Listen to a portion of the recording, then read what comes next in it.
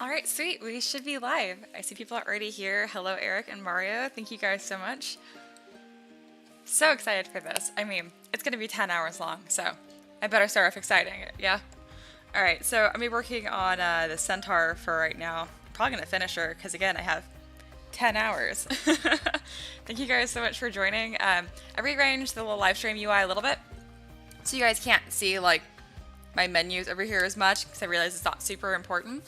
So instead, if you guys have any questions, made a little banner. So like, ask me questions. It can be about me, about my art, about whatever. Because I have kind of like a non-traditional backstory into art. Like I didn't go to school for art or anything like that. I just kind of fell into it. But yeah, just want to say thank you guys so much. So I'll get started. Definitely let me know if something is like screwy with the audio or like video, and I can get that fixed too. It's been really good for the last like 10 live streams, but you know, things get finicky. Alright, so let's get started.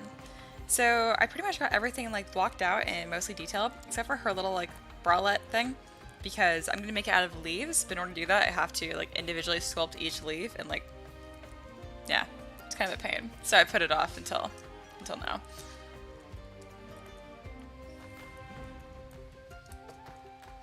Oops. Come on, ZBrush, don't be stupid. It's too early to be stupid.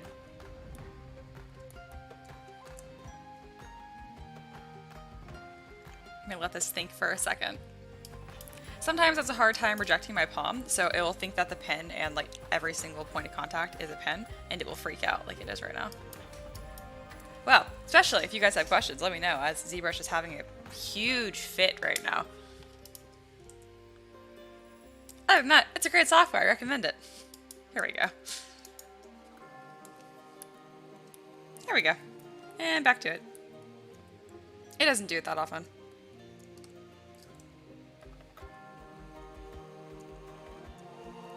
Alright, so the topology on this is pretty good. I'm going to divide it one more time. And then I'll go to a lower resolution, and because the lower the resolution, the easier it is to kind of change the shape and stuff. So I'm going to go through here and make this look a little bit more leaf-like.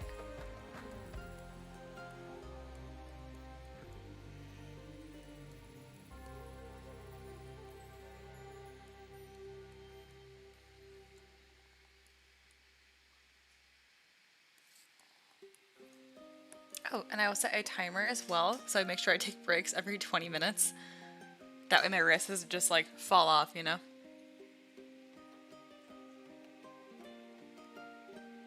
And there we go.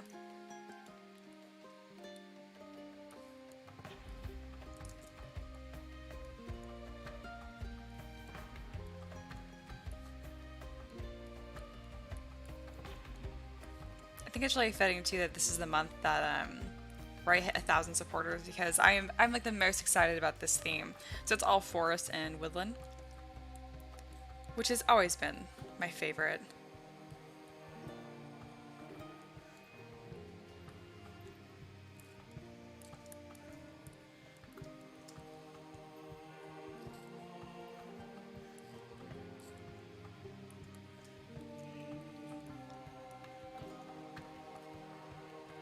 It's coming along nicely. This shape is already a lot more interesting.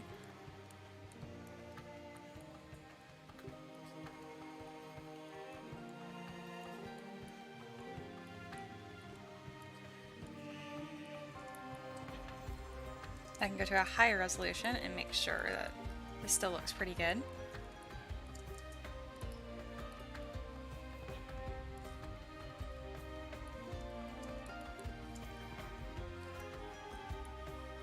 Whenever I have small pieces like this where I want to like make it larger, usually if I use move or backface mask, it will let me move just one edge of it.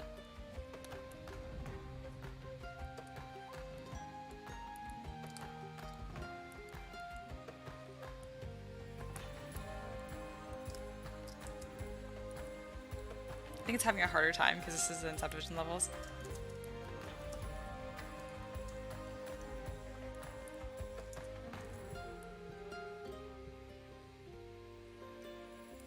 Sweet, I like how that looks. So now what I'm going to do is I'm going to solo this, delete my subdivision levels, and add some thickness. It's okay if it looks really ridiculous. I just want to make sure that it goes through the model. That way there's no gaps when I try and 3D print this.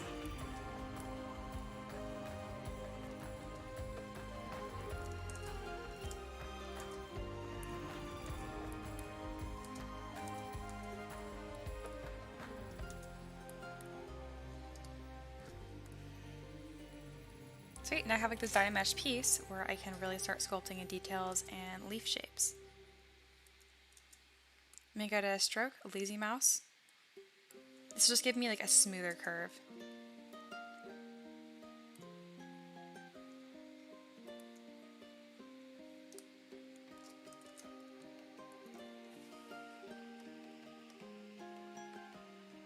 Yeah, music playing.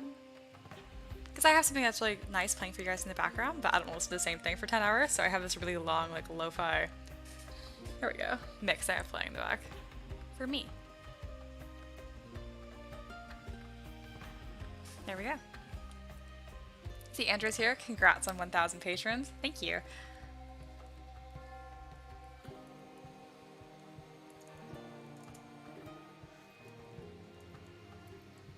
It's one of those things that, like, I guess around like 700 patrons, I could see that I was still growing, and logically the number would increase, but actually hitting 1,000 is pretty unbelievable.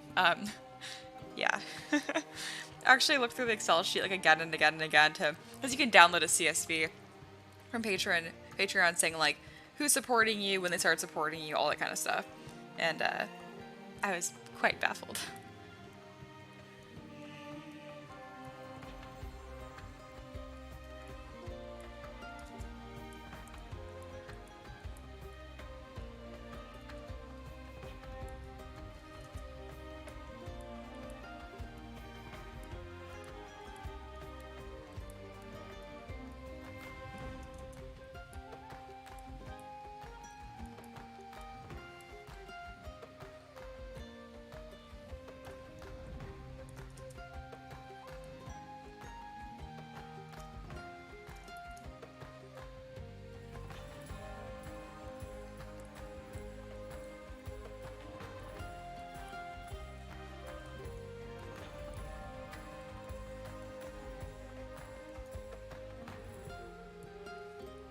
So the way that I'm constructing this is kind of just like leaves that are like almost like stitched together.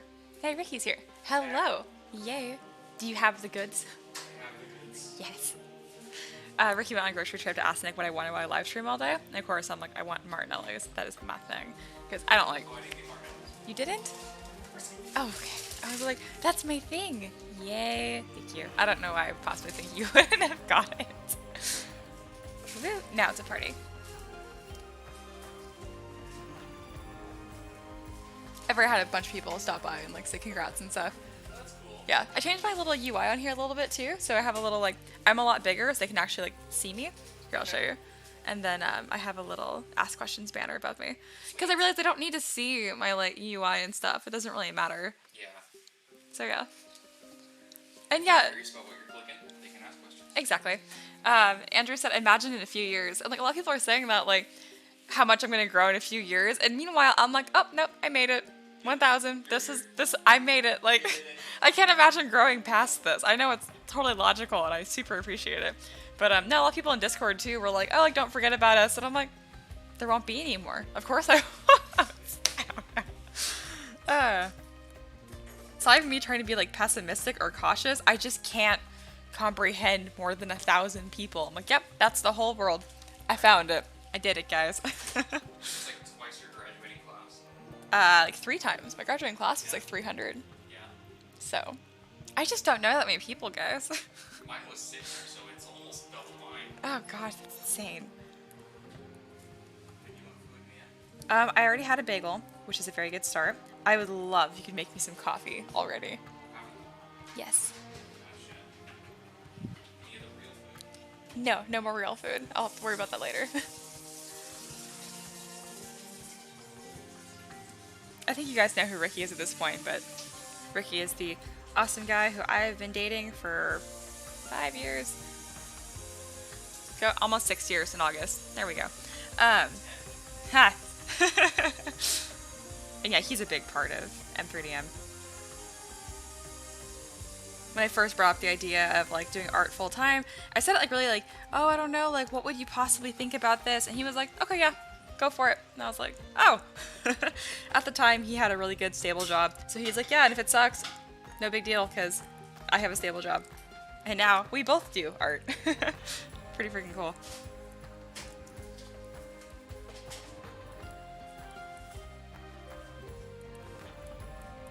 If I keep working this slow, I'm just gonna like, you guys are just gonna be looking at boobs the whole time. It just can be working on this little bralette the whole time. I mean, I guess it's not the worst thing, but I'll try to get this finished within like, I don't know, the hour.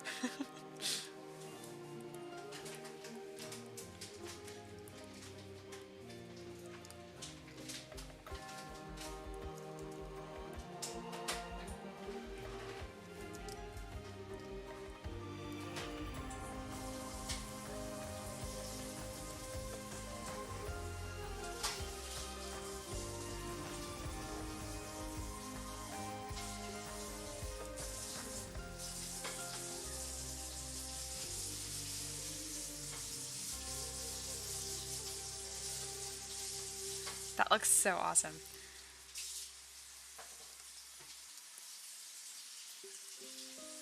It looks better than I thought it was going to, honestly. Like, if I was going to do this like really proper, I would have sculpted like a really nice leaf, and then I would like put it on here and shape it. But Andrew asked, what does Ricky do? What art, I mean. Ricky is super into like videography, cinematography, photography, all the F's. So yeah, a lot more like technical work and stuff. Personally, like I hate video editing. I don't think photography is that fun. I'm not great with color. That's why I like sculpting, because I can put like base colors on here, but I'm not great with like editing pictures or stuff like that. And plus, he's really good at marketing. That was like his biggest thing about like, going into business and stuff. He's always been super good with marketing. So a lot of the Kickstarters, like how many models I'm going to be making, how much I charge for them, all his idea. So yeah, pretty much that's everything that's the business that isn't literally modeling is Ricky, which is a lot. Oh, you do all of the PR. Oh yeah, that's just me being friendly with people because I like them. That's effort. You think I could do that? Oh yeah, I love people. I have the social capabilities of a brick. This is true. When we first started dating, he had like 2 emotions. We're at like 4 now. I'm very proud. Yes.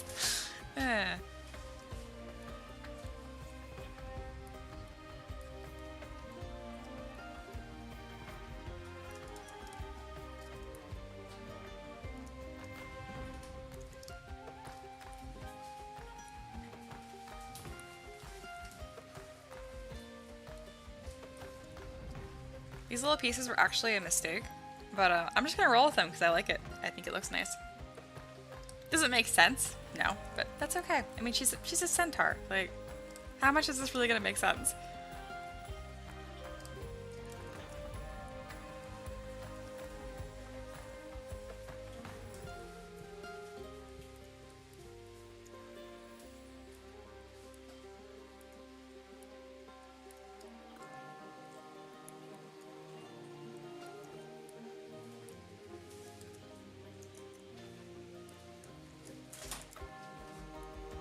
Sweet.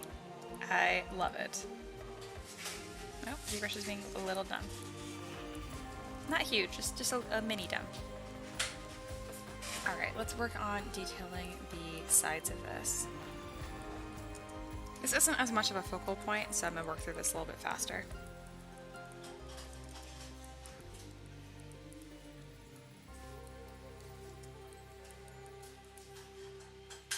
Andrew says, good partnership.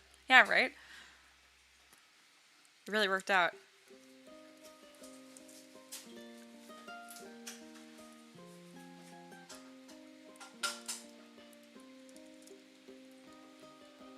The coffee smells so good. So Ricky and I have slowly been becoming coffee snobs. We don't know when it happened or when it started, but it's definitely happened. We've been drinking the same, like not Folgers, we're not monsters, but some just like generic brand like dark roast, and we're starting to realize it kind of tastes like dirt. So now we're starting to get, like, drink stronger coffee, stuff that have like mochas in them. They're so freaking good. So I'm very excited for coffee. Sarah's here. Hello. Did you first learn modeling in ZBrush, or did you start with another program? That is a super good question. So I started learning in Sculptress. Sculptress is a program that is made by Pixelogic. It's kind of like, I would equate it to, like, say if you wanted to be a great chef and you were 5 years old, and so someone gave you like a Play-Doh kit. That is Sculptress compared to ZBrush. They're not comparable. They look the same. You can kind of do the same thing, but it's just like a very small taste of what it is. I'll actually link it right now in the chat. So if you guys want to look at it and have a free download, you can kind of play around with it. It's super fun. It's not super computer intensive. It's not optimized well either, but that's a whole other thing. All right. I go ahead, I linked it in the chat so you guys can check it out if you want to.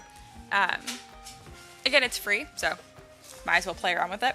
I probably messed around with that for like, I want to say 10 to 20 models, and very quickly I was like, this is driving me crazy. I hate this.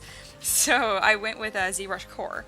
ZBrush Core looks exactly like the program I'm using now because it is the same program, but you just have certain functionalities that don't work. But it's the same UI, which is great because you can get the feel for it and really develop a workflow that's going to translate well when you can finally afford ZBrush. I kind of have a pet peeve when people say that ZBrush is expensive, because to me, like, things that are expensive don't have a high price tag, they're overvalued. You know what I mean? Like, it's like paying $100 for a bag of potato chips. That's expensive. ZBrush is not expensive. You pay $800 once, you have perpetual updates, and you can make a full-time living off of it. That's crazy. Maya, I think, is almost $2,000 a year, just no matter what. That's expensive. So just putting it out there, that I understand that it's a high price tag, but I'm telling you, it's the industry standard. If you were into video games like I am, there's been a lot of games that were drafted and concepted in ZBrush, like Spider-Man, God of War, just to name a few. I think The Last of Us did stuff in ZBrush as well. Anyway, it's fantastic. Sarah says it's a great answer. Thanks. Yeah, you're welcome. I'm a talker, so if you give me like a question, again, that's why I'm like, ask questions, because I will talk.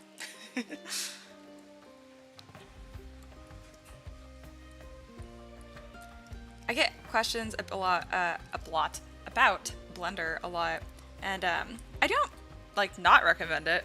They're just not the same thing. The sculpting capabilities in Blender are just not comparable. It doesn't handle a very high poly count. I can't remember where it taps out, but this model right now is at 7.6 million. I think the max on Blender is like 10, and I'm not done with this character, and I don't really push my models to be that high poly either, because I just decimated for 3D printing.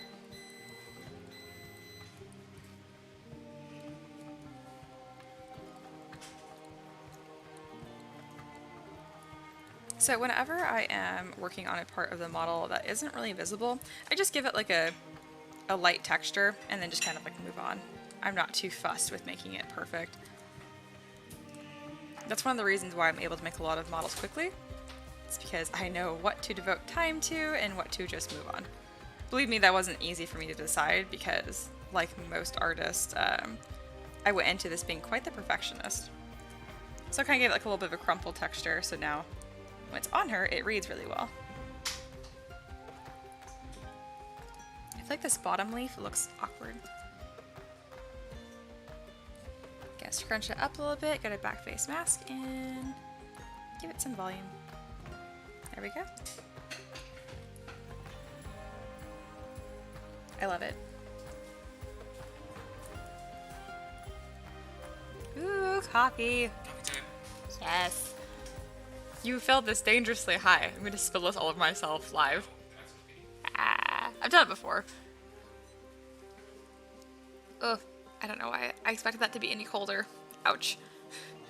It's very good though. There we go. Ouch. Alright, so for this model, a lot of you guys are Patreon supporters, so you already know this, but you guys picked the double bladed scimitar, which I'm so glad because I've already modeled it. So I'm gonna go ahead and go grab that. I can't remember if I exported it as an asset like I should have. Let's see. Let me check the chat really quick. Andrew said, at least it's not a subscription model like Photoshop. Right? I totally agree.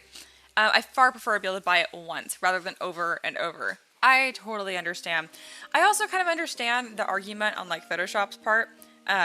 Not specifically them, but subscription models, because they still have a full-time staff that is developing and improving the software. I understand that, but a lot of the times it's like, I don't need updates. Like OBS is what I use to live stream, right? It's my encoder. And they have updates constantly, and I'm like, I don't want them. I don't need them. It works great. I don't need anything else. Thanks. Okay, bye. As soon as you update it, it resets all your settings. Yes, I updated it once because like, oh yeah, I'll update something. And I did it an hour before a live stream because I'm like, what could go wrong? Everything. Alright, weapons. I actually don't know what I would have called it. I should call it a scimitar. But every now and then I finish things late and I will be tired and I'll just be like, pointy stick. Yeah, I don't see it in here. Alright, this model was a commission that I did this year. I think this is it. Yeah, this is it. This was done for Michael Warren. Pretty sure I remember his name. Yes, I remember his little logo in Discord, but not necessarily his name. Super, super nice guy. Making this commission for him was a ton of fun. It was one of the first commissions I started doing again because I took like a break for commissions for 8 months because I just had way too many turds, guys. I'm a lot less sensitive than I used to be, for sure, but like, these people sucked. Alright. This should have the weapon. Yep, here we go. This weapon is freaking awesome looking. I'm gonna like engrave some different stuff on the like guard here, just so it looks a little more like foresty. This is one of the first models I actually did from like sculpting the topology out. I didn't use a topology brush though. I really needed a tutorial on how I did this. Alright, but yeah, this guy looks sweet. I am really happy with this. But that is not what I'm working on today. I'm going to export this and properly label it. Go to my assets. I only just recently started using like my assets regularly because I make so many new things. They don't overlap as much as I hope they would. Double-bladed scimitar. I know my words. There we go. And now I can open up the centaur again and get back to it.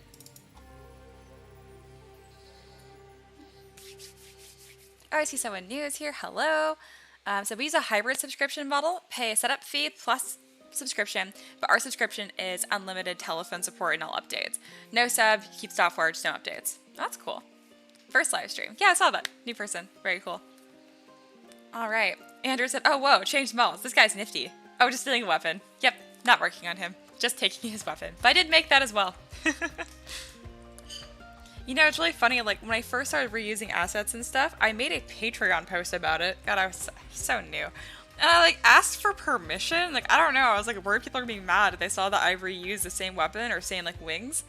That is insane. If I could go back in time and slap myself, I would. Like, of course you can. You made it. You can use it as many times as you want, Mia. If I have any fellow artists who are watching this, you can reuse your stuff. Don't worry about it. Be efficient. Be as efficient as possible. Alright.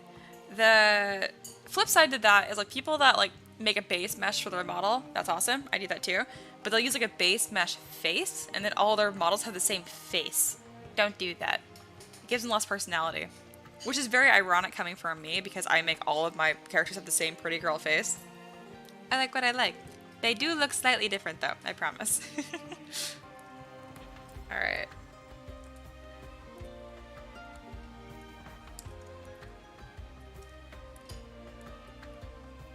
She is gonna look super tough and mean with this. I love it.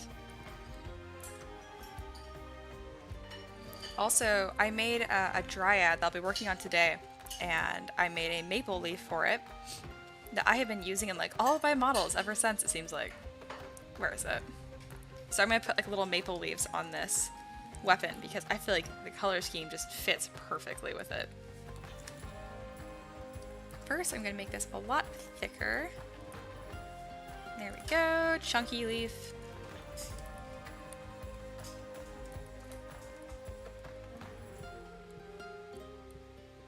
I probably should worry about decorating this after she's been like posed and stuff, but that's okay.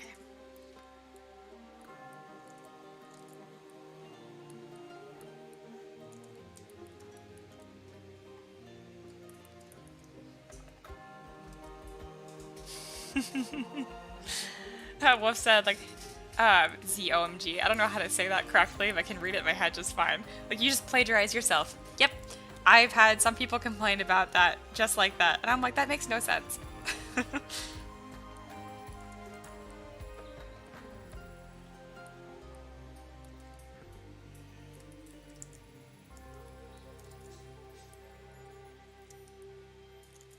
These are such small details, but this is like one of my favorite parts about modeling.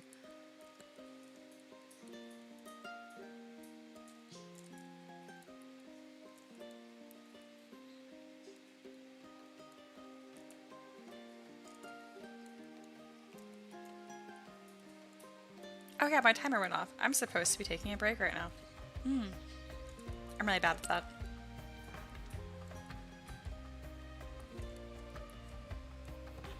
There we go. Now it has cute little leaves on it. I love it. I probably should do it on the other side as well, but for now, this is fine. Alright, I'm just going to temporarily merge them down. They'll be in separate polygroups. If I need to split them off later, I can. Move this over here. Probably about that big. It's gonna be pretty tall.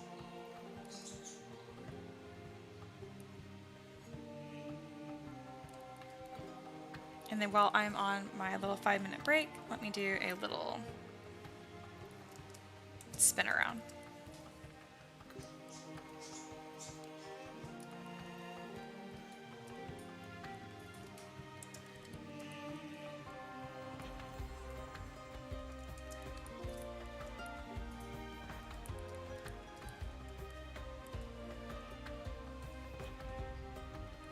There we go.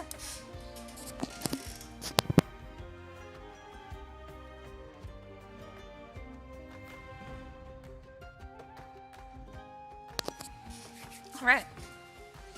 So now I'm gonna take a break for like 5 minutes or so. It is 12:27, so I'll get back to work around like 12:30. And I'm gonna actually stretch up my wrist like I'm supposed to. I wonder if you guys can hear my parakeet screaming in the background. He's probably wondering why I haven't like hung out with him this morning. I'll usually make like a cereal or a bagel in the morning. I'll just sit next to him. But I didn't do that today. He noticed. But yeah, especially now, if you guys have questions, ask, because I had nothing else to do other than stretch out my hand.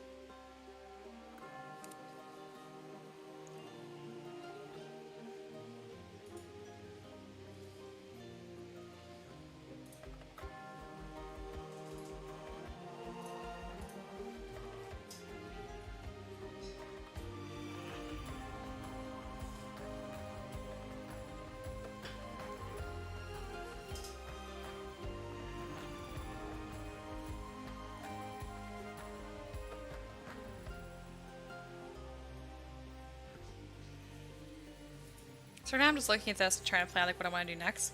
I really haven't thought about how I want to pose this. Centaurs are kind of awkward to pose. Like, I mean, they have 6 limbs to worry about. There's that.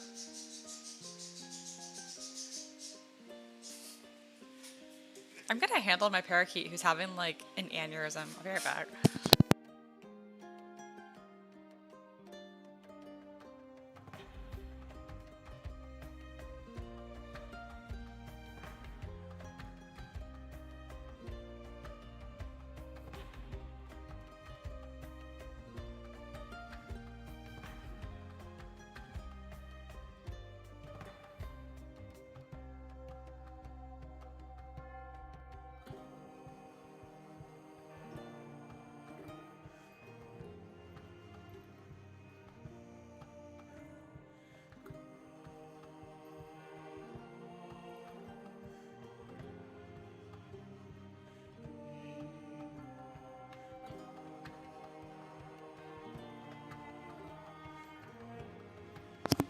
And I'm back.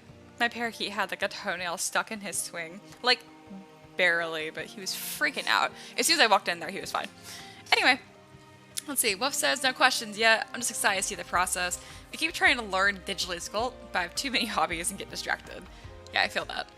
I just happened to, like, I picked up 3D modeling pretty quickly, and when you're naturally good at something, you just want to keep doing it. And that's not even so much a flex. There's tons of things that I'm terrible at. I spent, like, probably 2 months almost every single day trying to teach myself violin. Jesus, I was, like, untalented, severely untalented at violin, which is funny because I can play piano and a few other instruments, but not violin. That is not one of them.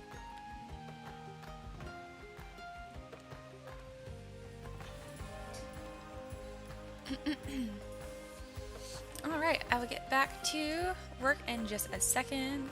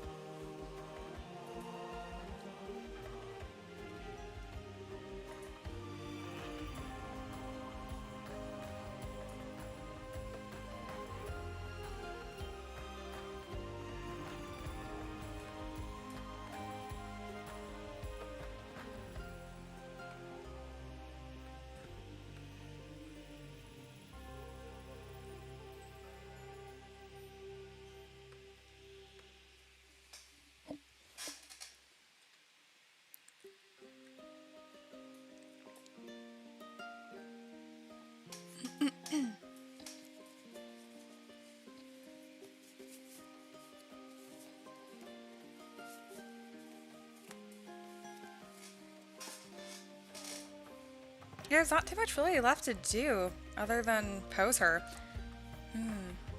How do I want to pose her?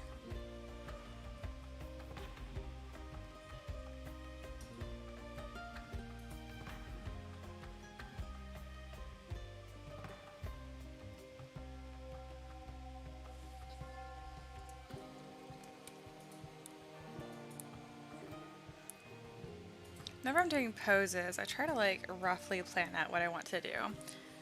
So sometimes I'll do this where I just like have all these different views and I'll think about what I want to change.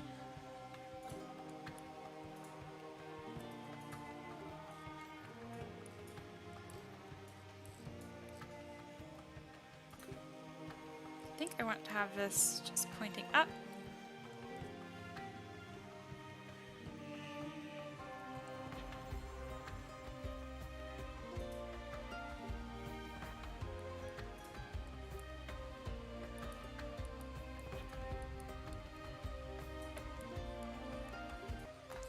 Gonna want to add some sort of tilt to her waist.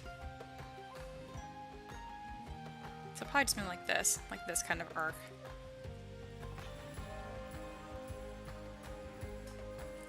And then maybe I'll put like one hand on her hip and then the other one like confidently holding the scimitar. This being the scimitar. My only issue with hand on hip is like it's always weird to position the fingers to like grab her hip like correctly.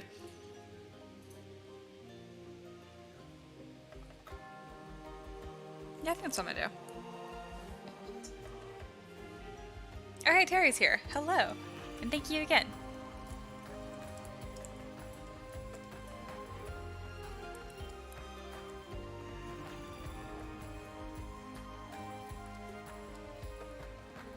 Alright, so what I'm going to do is, I usually save this as a separate file. You don't have to. I just do it because I was burned once and it was super annoying, so I always have these as separate project folders. Oh yeah, and I'll set my timer again. There we go. Alright, so I'm going to hide the weapon for right now. And what I do is I will go ahead and merge and simplify things that I know are going to move together.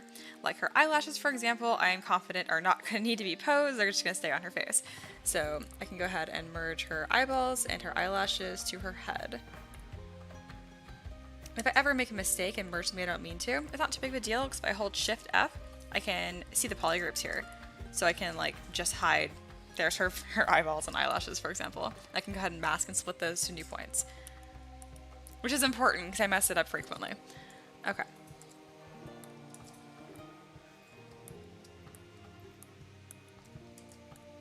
This is a pretty easy model in terms of posing because everything, there's not that many pieces really. It's always tricky when I'm doing like a rogue or a wizard and they have like 100 different little bags and satchels and potions.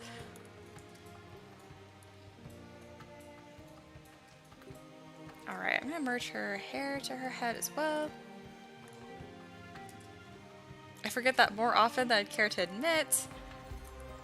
I mean, I do want to merge these to her feet, but this is in subdivision levels and I'm pretty sure if I merge that, it's gonna ruin that. So I'm actually going to hide those for right now. And then I'll just make sure to attach them later. Doesn't look too bad without it either. I just think it looks better with them.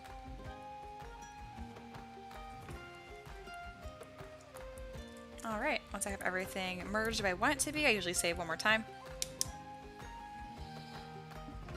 And then Terry went ahead and linked all of my free models and my Patreon. Thank you very much, Terry. Alright.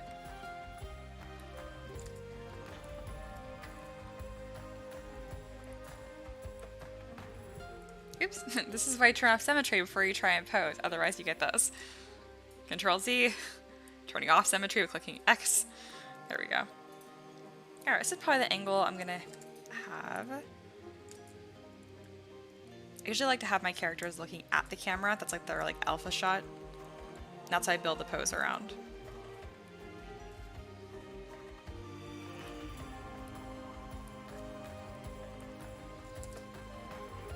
So her bodice is pretty high poly to the point where it's going to be really hard to like pose it. So what I'm going to do is I'm going to duplicate this piece, solo it, I'm going to Z remesh it, and then project the details back on. So allow me to construct it in subdivision level, so I go ahead and try and like mask and bend her arms and stuff. It doesn't take forever.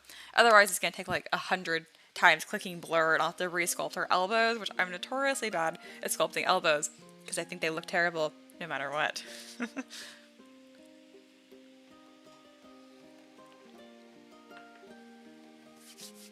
Let this do its thing. And then her hands, I'm probably going to replace entirely. I have like a base hand that I use. So yeah, I'll get something that looks something like this. I'll probably Z mesh this one more time. I think it might have looked better before.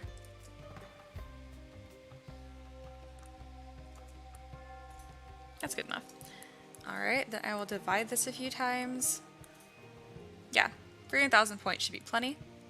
And then what you do is I'm going to go back to both of these models. I'm going to make sure the one that I have selected is the one where I project details back onto. And then I will go to project. This might not work because I didn't Dynamesh at first, and the reason that might be a problem is because I have, yes, polypaint. It's because it might like glitch through where the meshes overlap. I can't remember what this is. Oh, did it already finish? Yeah, see, it was like stupid. It did this really weird thing on her boobs. Why would you do that? So that's what I was talking about, because I didn't Dynamesh it first, so I will do that first. If that just made no sense to you whatsoever, what I'm talking about is the fact that like her little like bralette here is a separate piece, and there is a spot where those two meshes overlap, and ZBrush is like, I don't know what to do, what you want me to do with this, so I'm just gonna delete it.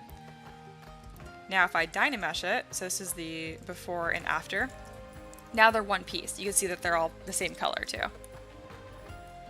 It also kind of blurs some of the details right here, but it's fine. I'm not too worried about losing super tiny fine details because, quick remesh, these are 3D printed, super small, so I'm not even going to notice the detail loss anyway. Terry said the fur / hair turned out awesome. Thank you so much. A lot of it was done with a brush, and then the rest of it was done with just by hand, like normal.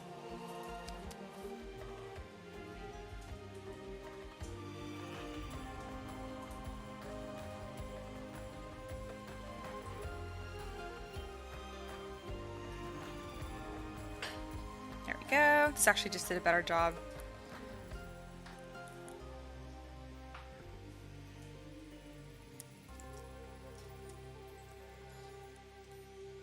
I'm gonna go ahead and subdivide this a few times. And now when I reproject the details back on, it should do a much better job. And if it doesn't, I'll probably just move on and be like, forget it.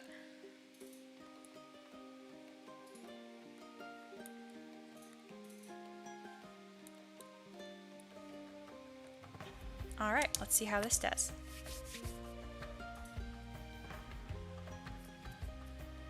Sometimes if you're reprojecting details on a super like dense model, it can take up to like 10-15 minutes, but usually it should only take like 10 seconds. All right.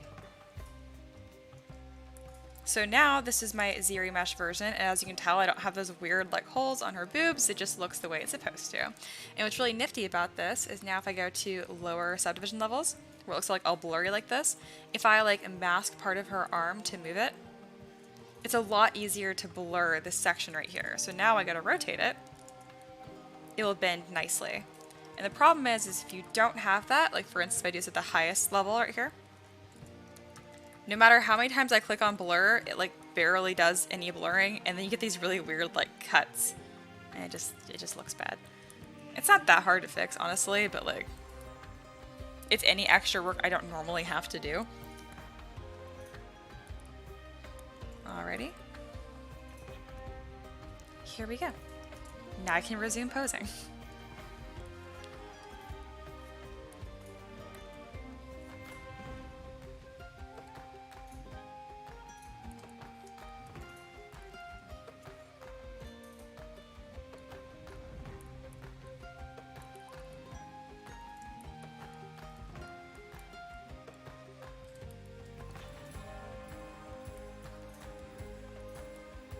Alright, so I'm going to move this front leg forward.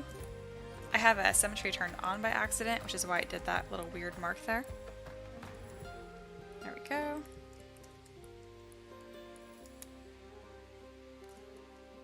Right now I'm just masking the area that I want to move.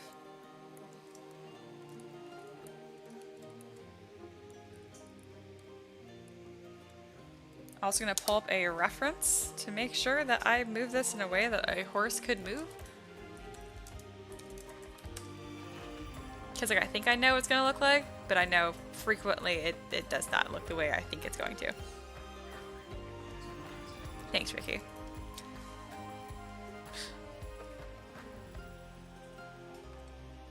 I'm like, horse pose, leg up. That did not give me what I wanted it to. Horse pose, walk. There we go.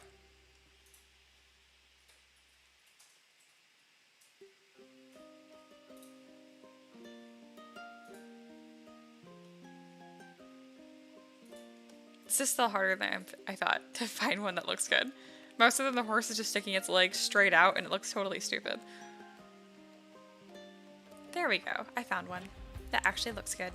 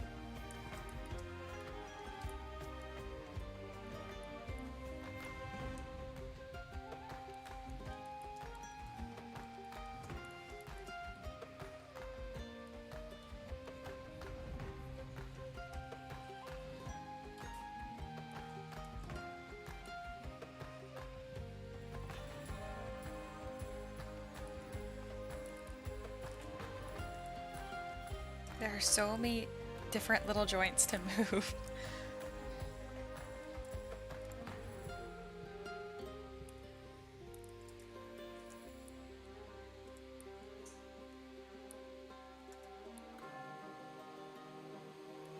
That one does not move. That is not the right spot. There we go.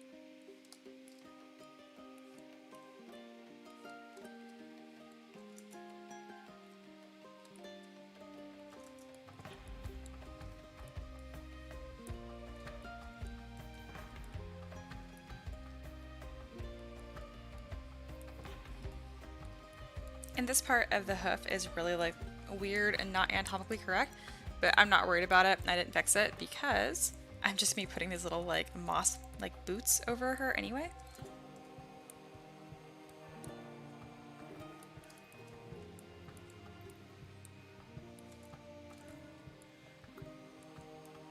Always remember, don't do more work than you need to.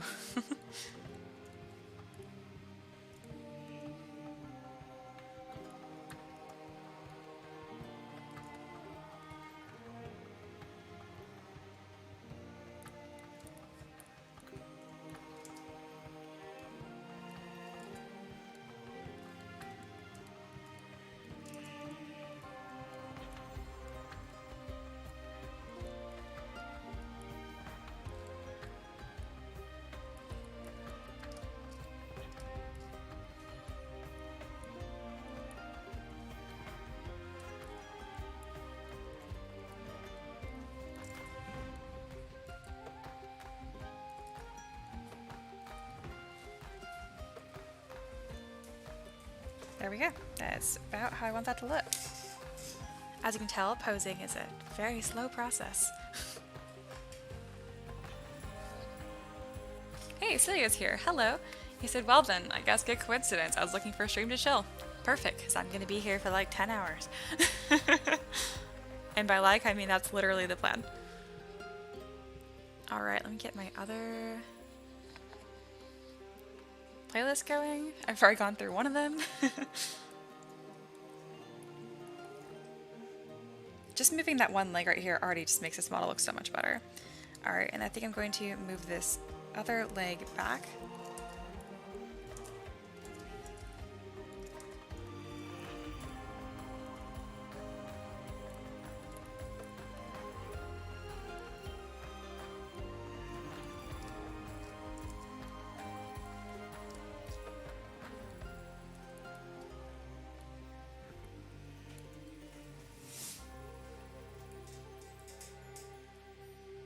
It looks so screwed up because I didn't fix the way the leg moves under that little like, I don't know, moss pocket, because you're not going to see it.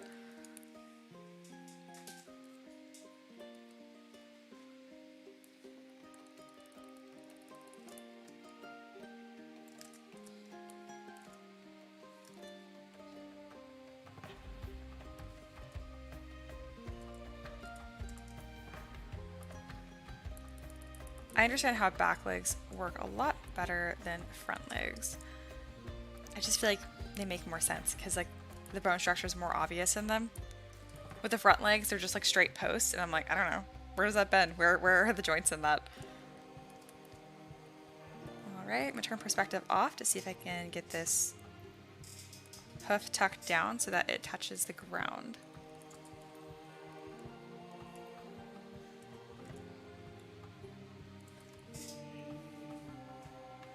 It's really close, so I don't mind stretching it just a little bit. Just makes it so there's like one less thing I have to support.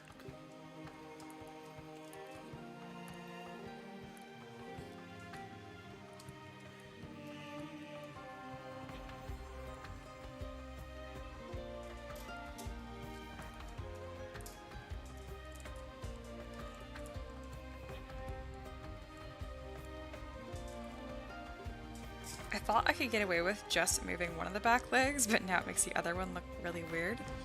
So I'm actually going to move this other leg slightly forward. Not a ton though.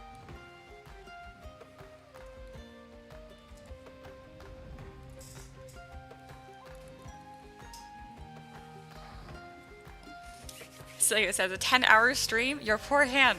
It's okay, I'm taking breaks every 20 minutes. As of now, it feels just fine. If it starts to really bother me, then I will just stop early. But as of now, we are all good.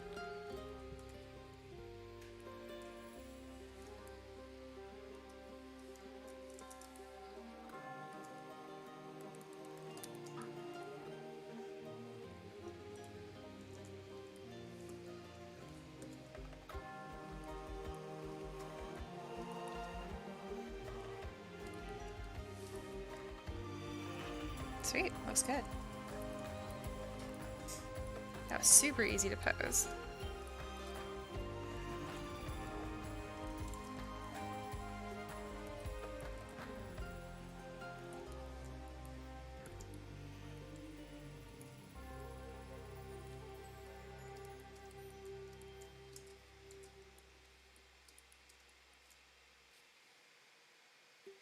This model is going to be so freaking cute.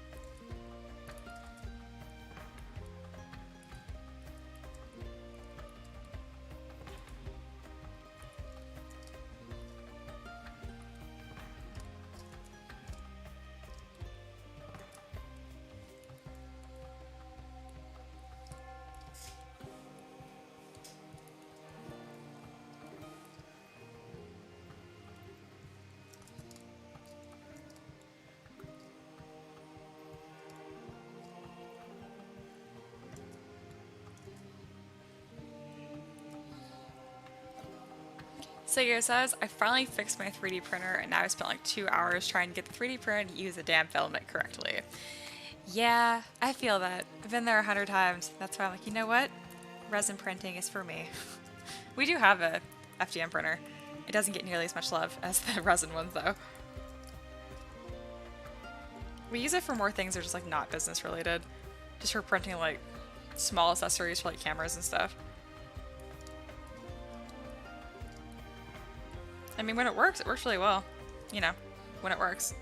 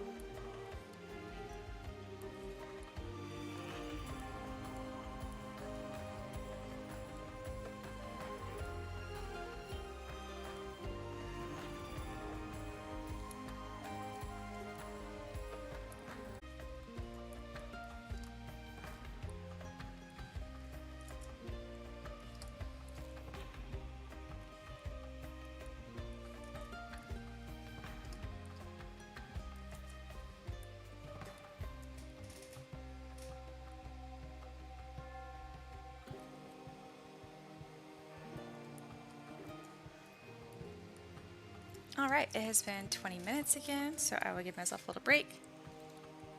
Also gives me a chance to like, really look at this model too and make sure this is looking the way I want it to.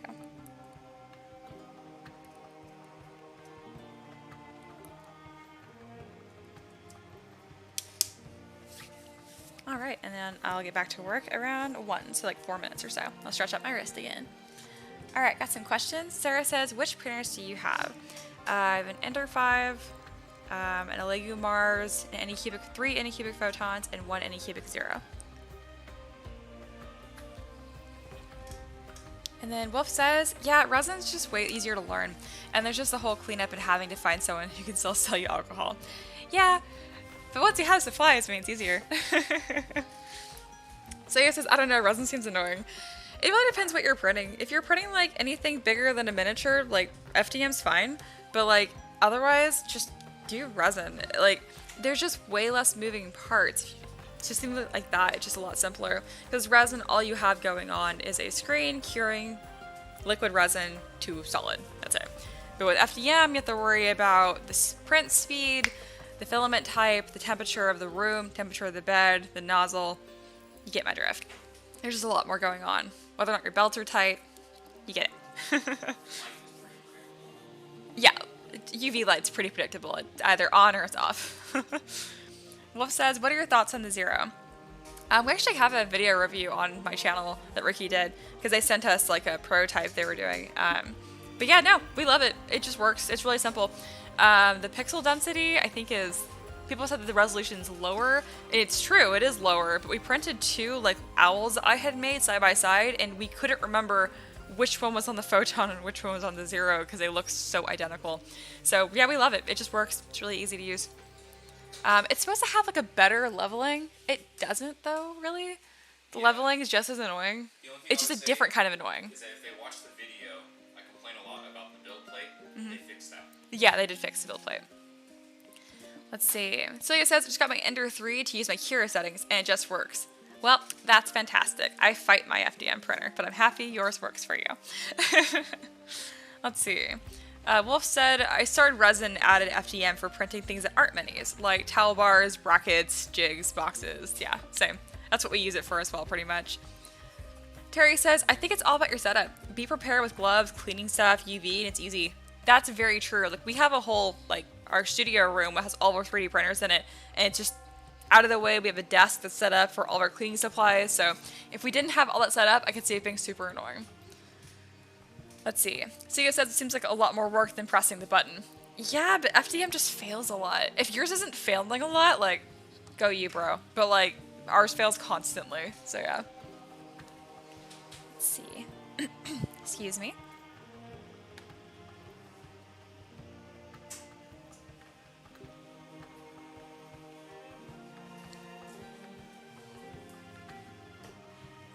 Oh boy, I have emails. My favorite, which sounds facetious, but I'm serious. I love emails.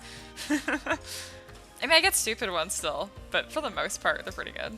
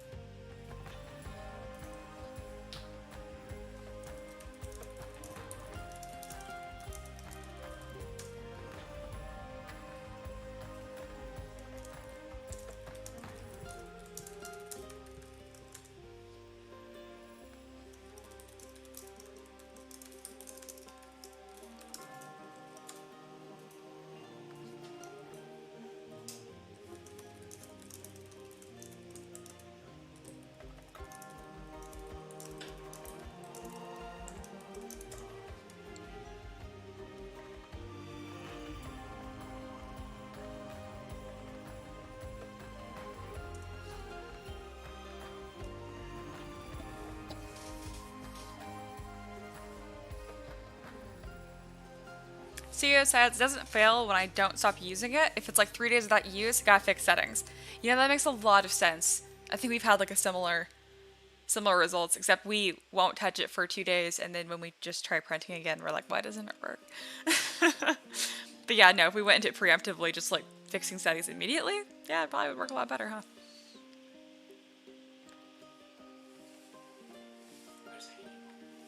An email? Is it top secret? Super top secret. Oh hey, it's pictures. The pictures. These pictures of the goats are so cute. Oh my goodness.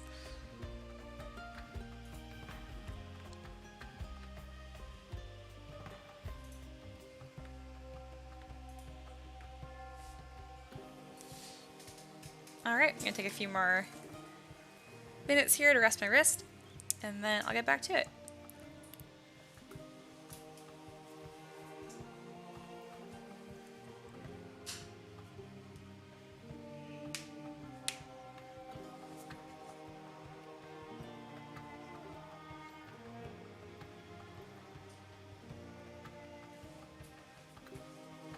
The tail looks good from every angle but this back one. This looks done.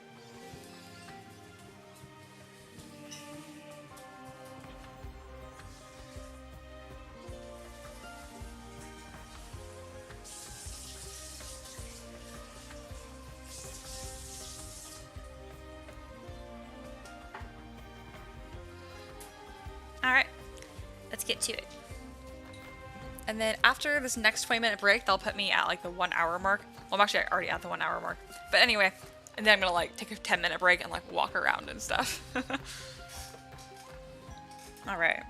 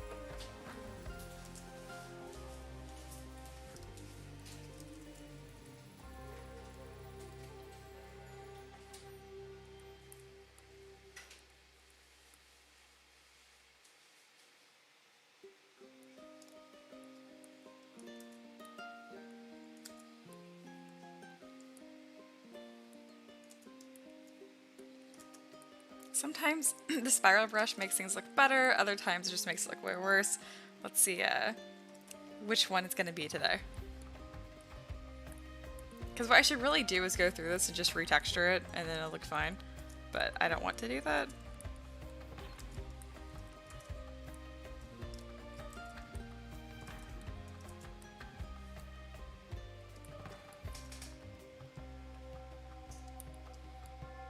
I'm mostly happy with this. I think I'm gonna call it good.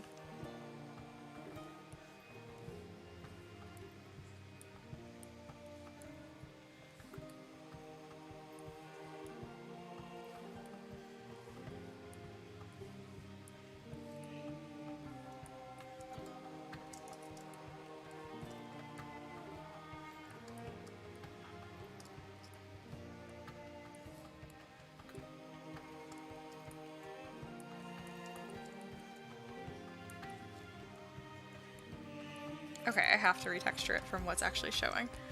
So, here we go.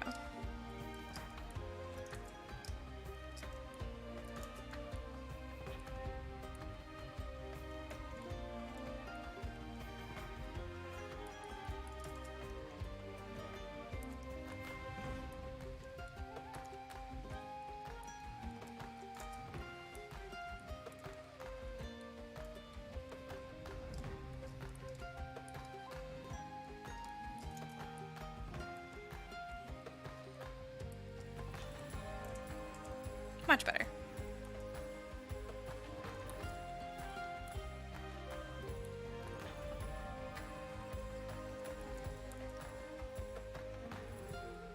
All right, now let's pose the bodice.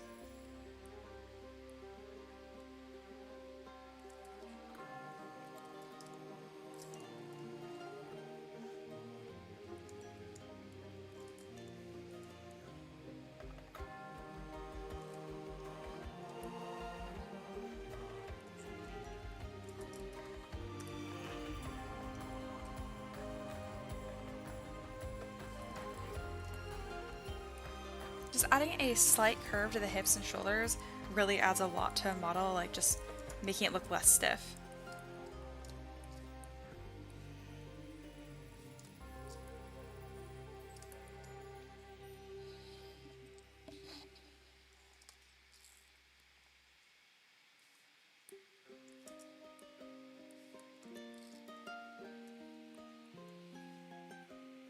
Let's see, so you said, wait, are you posing it? I thought you wanted to the two halves and mix a little more. So posing is not the last step for a model. Like you'll pose things, but notice how everything is still like separate objects. Like for instance, like her torso here isn't even attached, neither is her head.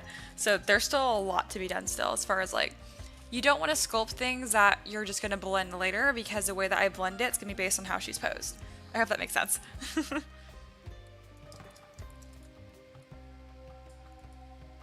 That's why some people will actually pose first and then they'll detail their entire model. I don't do that because I want to work in symmetry as long as possible because I want to be as efficient as possible.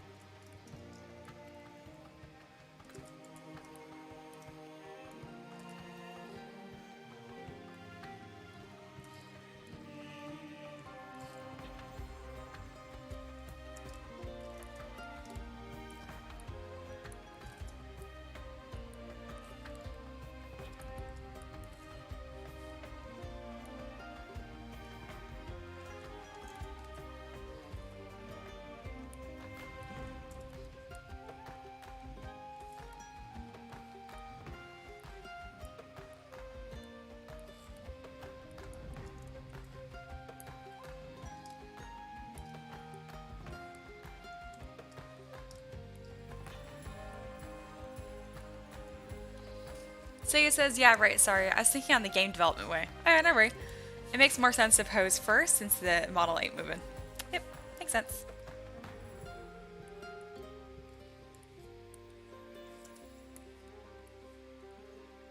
I like that you worded it like a question. Being like, oh, like, wait, you're posing first? As opposed to like, you shouldn't pose first. So that's why I didn't mind.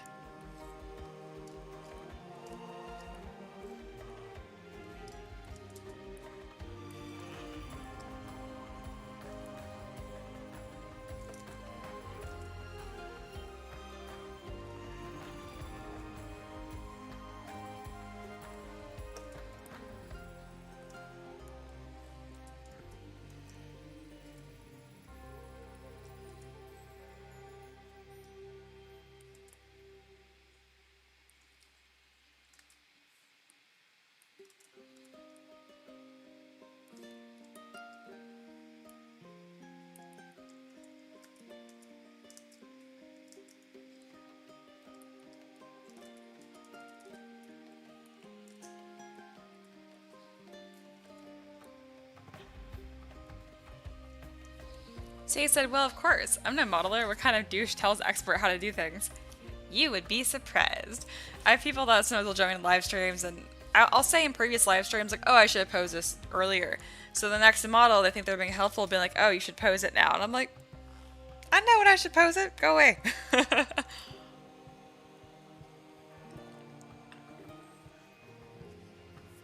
Posing is one of those things where I used to be really frustrated with it because there's not like a set solution for it.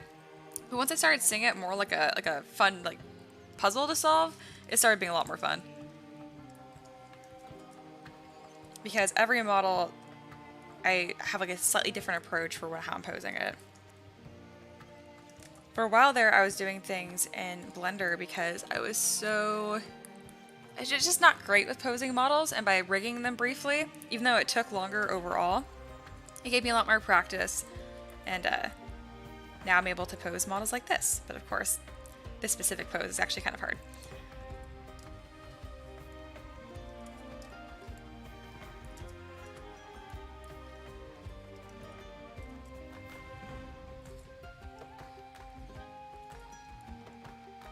Hands on hips have always been like, they're just kind of tricky.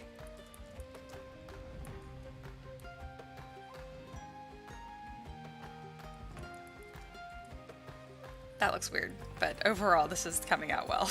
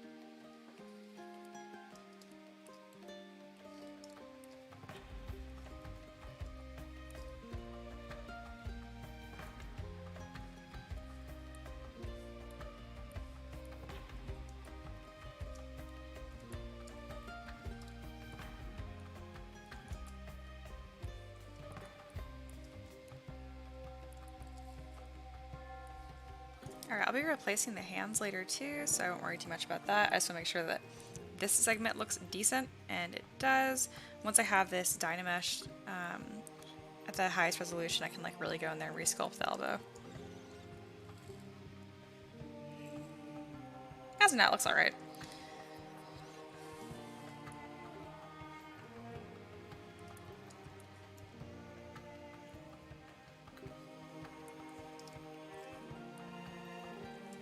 I will just leave it alone for right now.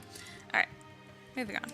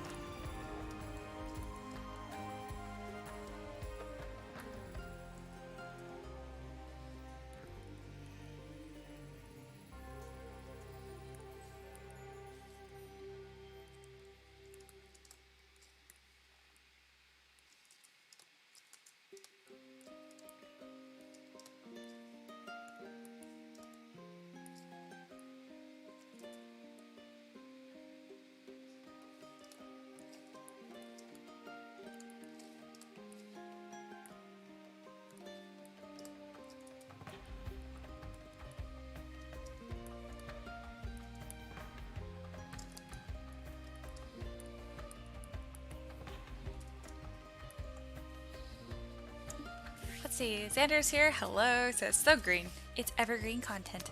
It's very green. And then Zaxis is also here. Hello. Congrats, Mia. Thank you very much.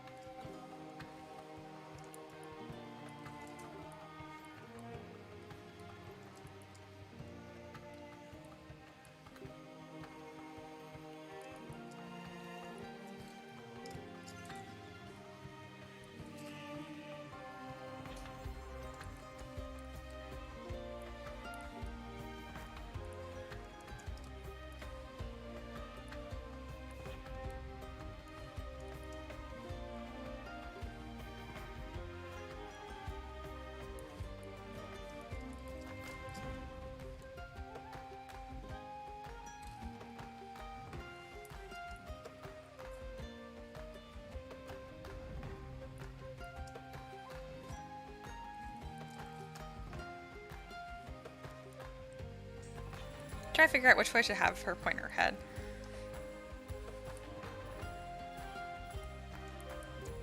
I kind of like this, actually.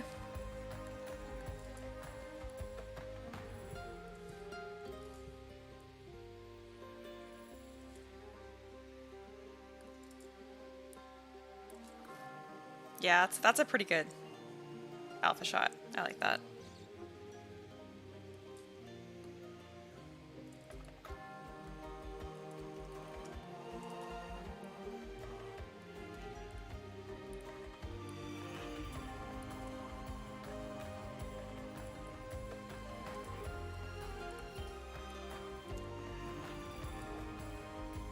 Still a bunch of small things I need to fix with this model, but I mean, she's coming out great.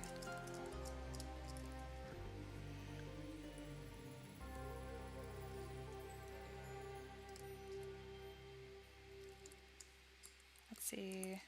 Hair swoop to the left or to the right?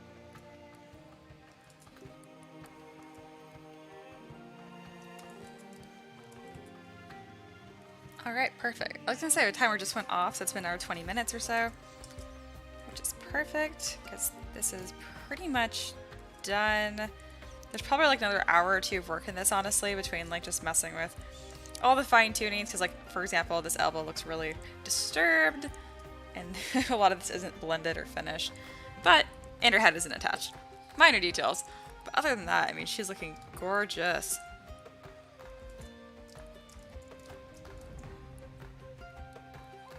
I'm gonna go ahead and like connect her head.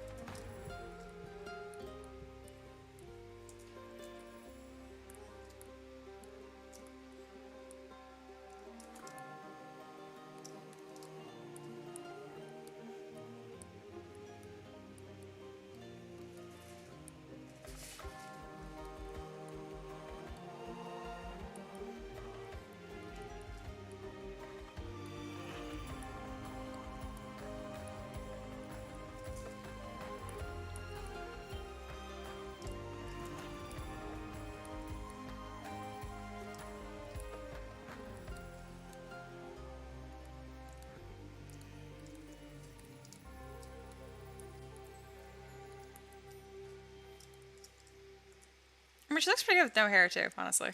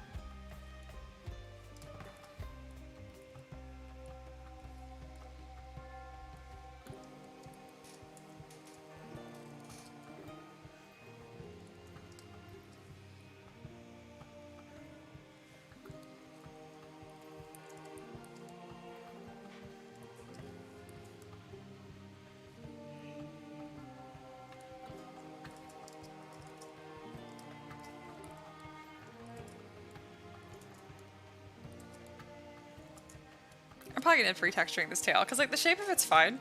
It's the fact that it has all these really harsh lines in it that's making it look really like crinkly almost. But I mean on the flip side, it'd paint really well.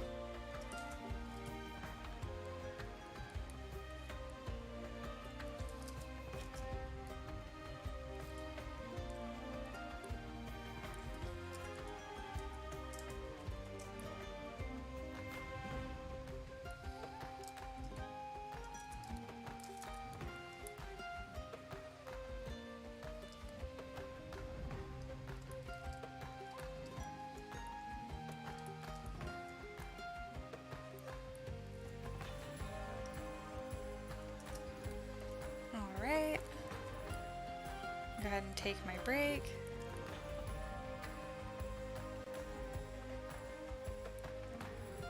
Get a bunch of different angles on this again so I can kind of like see if there's anything I want to change before I move on to the next model.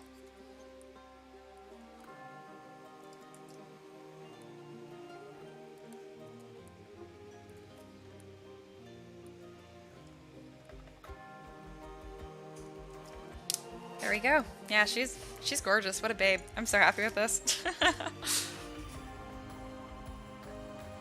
Let's see. So Celia says, think of how easy it'll be to dry brush though. I think you're probably talking about what I mentioned about the tail, and yeah, no, I totally agree. But it just looks so like, I can do better.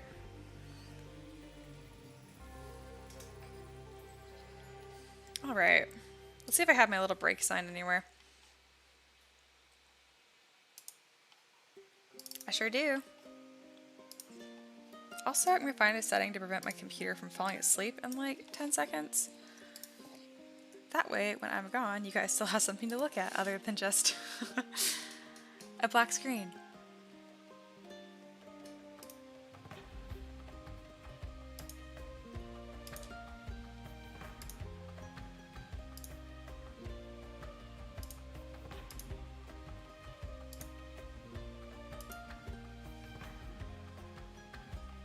There we go.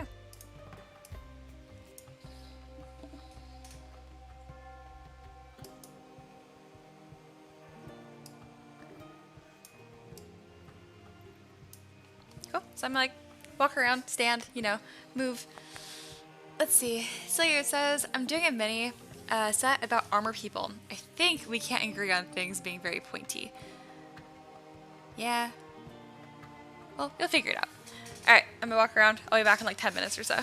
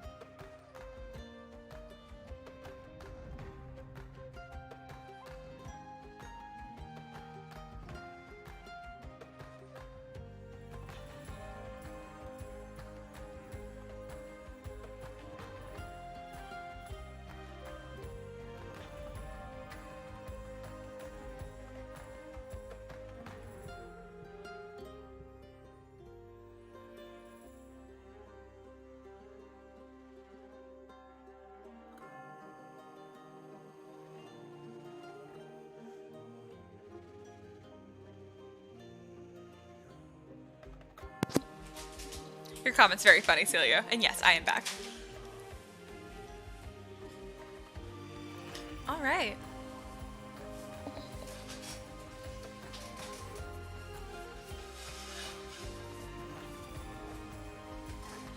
Are you cooking now? Are you hungry now? I am. Are you not? I will eat. Are you not hungry? No, I will definitely eat. Yes. Yes, please. I was like, do you want to try my salad? Yes. Okay.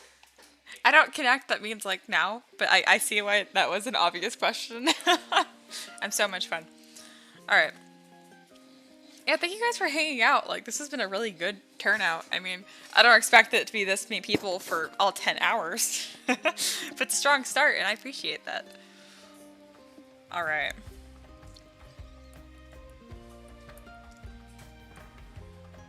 She looks super gorgeous and super awesome, but I don't think I want to work on her anymore right now because I just don't want to. It's like posing hands and stuff, and I absolutely hate doing that. So I am just going to do a nice render. Ooh, ooh, she's so pretty.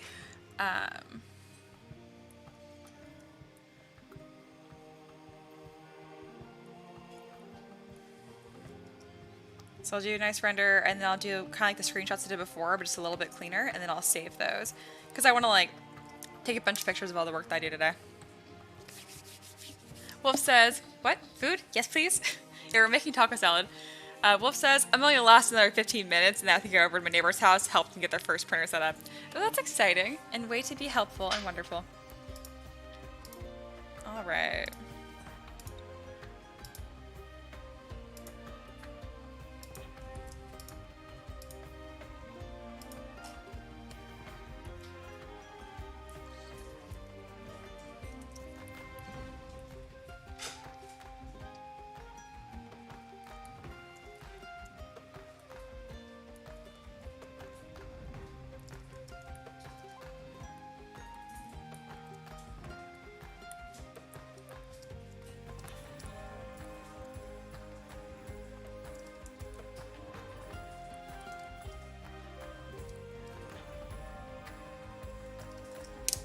Sweet, that looks awesome.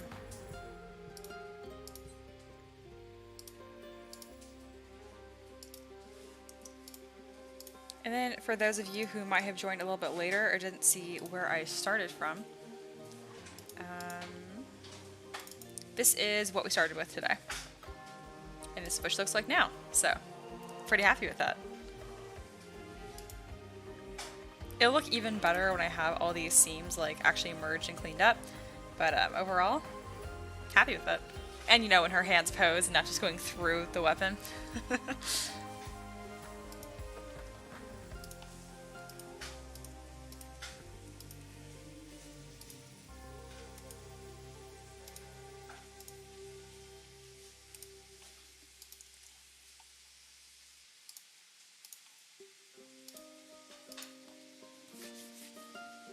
I'm so happy with this.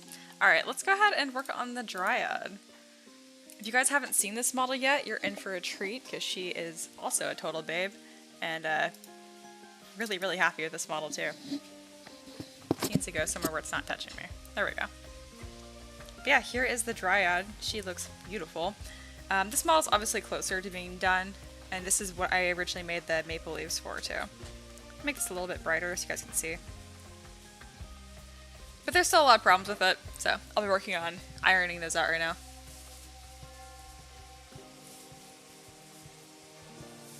Alright. So first things first, I do want to improve this. You can see it's a little pixelated right here, so I'm going to subdivide it so it smooths out. Immediately delete the subdivision level and then Dynamesh it. If you don't divide it, and it has like that pixelation there, when you Dynamesh it, it'll recognize it as like detail to keep, and it will keep it, which is annoying. Overall, this actually looks pretty good already. There's just a couple pieces like this, for example, which look weird.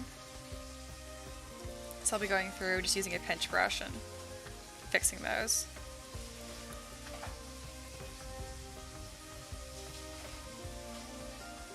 Of course, it's gonna like deform other pieces, but that's okay.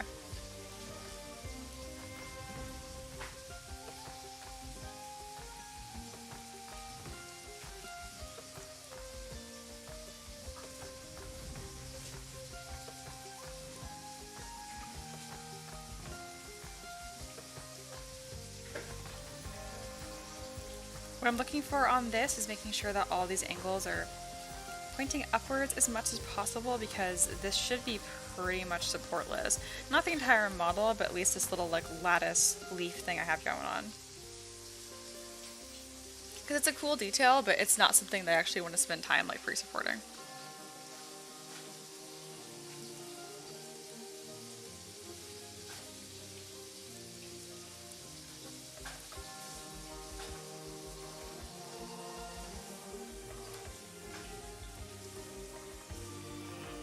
Nice. Now I'm gonna go over with Damn Standard with my favorite alpha that I feel like I use in every single model. I'm gonna go over this to add some texture. I'm gonna start from the bottom up. I'm also gonna do it with a little bit of poly paint.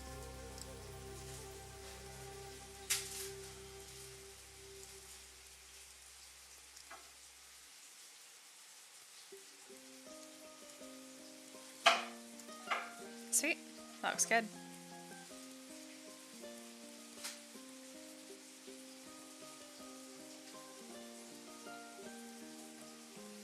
I'm mostly just doing this to add some like cracks to whatever these are, like vine plant-like things. So that way it's like you don't have to worry about detailing them by hand. You can just throw a wash on this after putting like some green paint and just be like, well, there we go.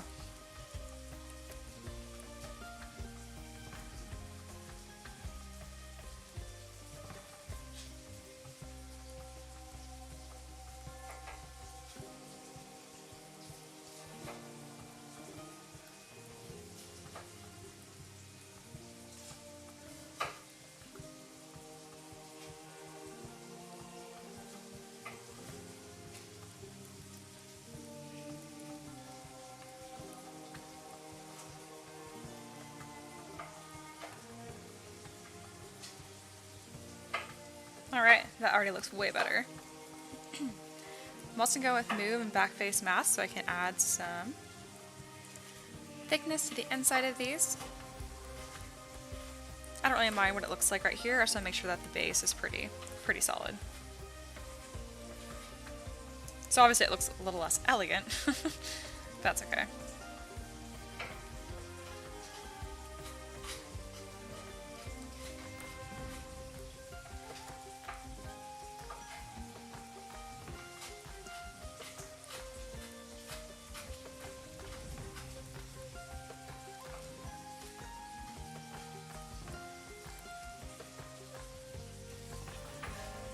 I'm listening to like this playlist of just like lo-fi Zelda music, and it is absolutely awesome.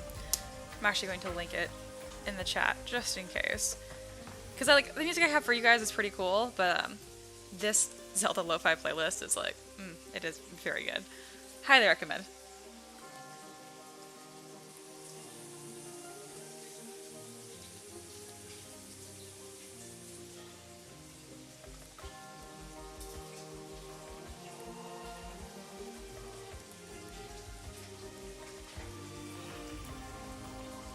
There we go.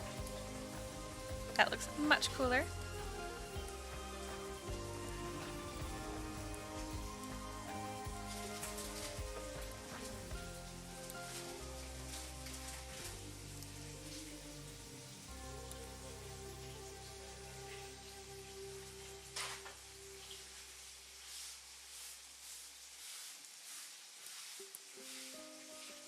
So right now I'm dynameshing this to make sure that any of the holes are closed up, because I've noticed that it's acting a little funny in some places. So that looks better now. And I'm going to see about maybe adding a little bit more texture right on the ends. I don't want it to be too busy.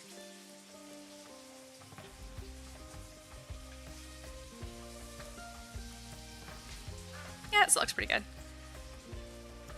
I happen to have this color on here that like really complements what I'm working with. This is just saved from a previous project I was working on.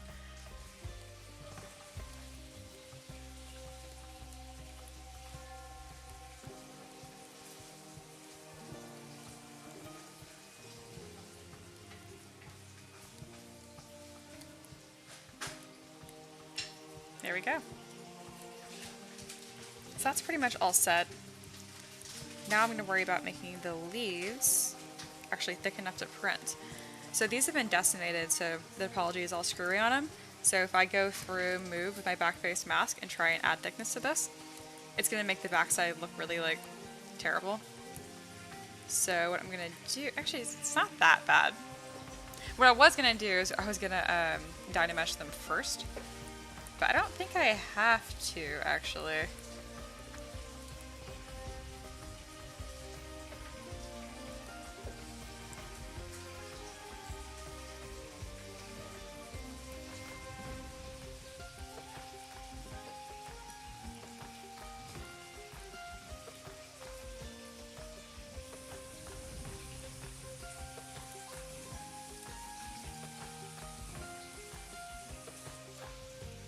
I am so excited for when I release this model this month to patrons.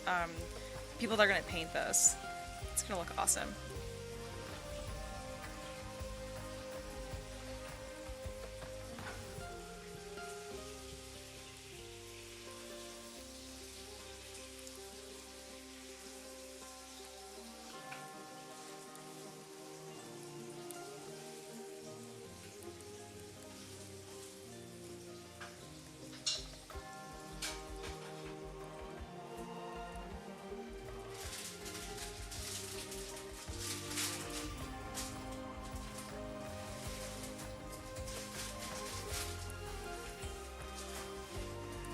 So now I'm going through to aid the leaves and stuff, kind of giving it the same treatment, making sure they actually have a lot of thickness.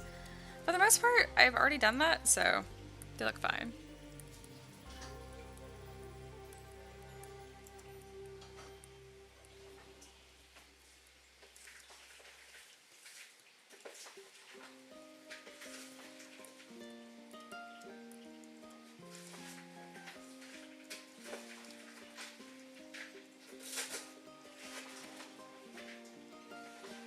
Alright, the back of this model definitely needs some work.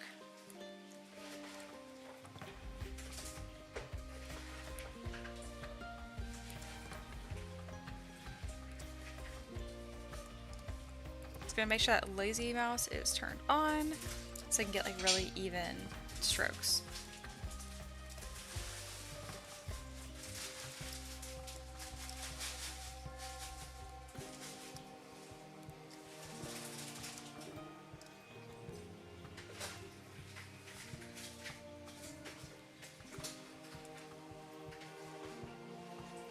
And I'll probably add some sort of like, something like that right there.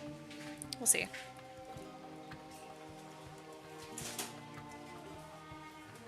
Let's see, Ryan says, it looks like he'll be fairly supportless. Thank you for saying that. I so appreciate that. Because you're right.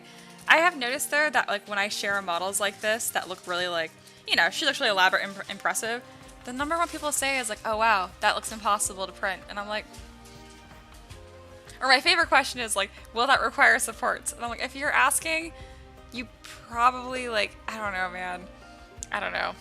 I'm just gonna stop there so I don't say anything like super rude, but like, it always confuses me when people ask if things require supports or not. And I'm like, you need to watch some more YouTube videos or just like print anything.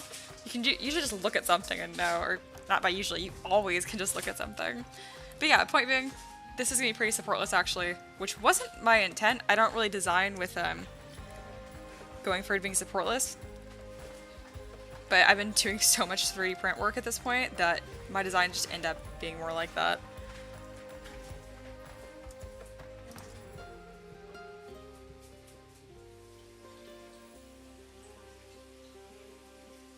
So it says, I do tree supports, so whatevs. Yeah, dude, tree supports when they work are awesome. There's only been a few times where they haven't worked really well for me. And I think that was just user error on my part too. Again, I don't have nearly as much practice doing like good FDM supports.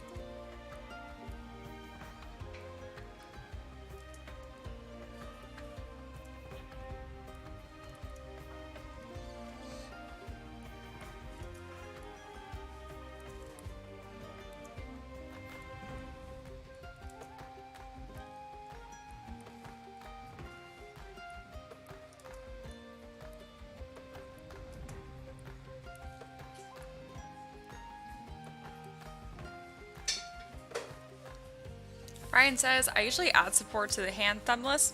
It's cool. Yeah, I feel.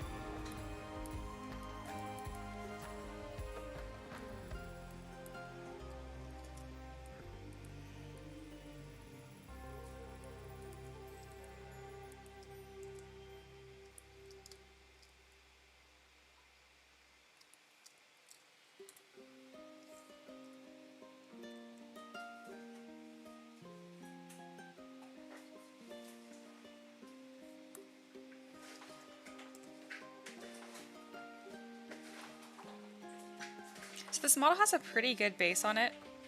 The details are really pretty. This little bit I did in the back here looks really cool. But my issue is that I think that when it's not painted, it looks a little weird. Overall, it's fine. Like, I still think it's a really, really pretty model. Yeah, that does look pretty good still. But my point is, I'm actually going to add some thicker vines that stand off the model a little bit because I think it's all blending a little bit too much. I mean, the front looks really good especially, but I think it'll look better with something clearly like a tube, like a vine, a clear vine on it, not something that's like laying flush against her skin. All right.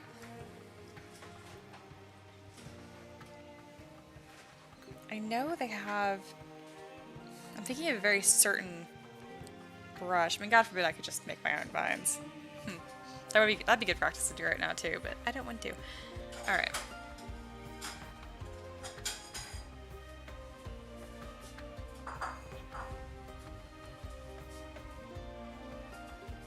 Here we go. Should be this one. Yep, this is it. They're not very 3D printing like friendly, but I can resculpt and make it so they are. I used these for pumpkin patch that I did actually.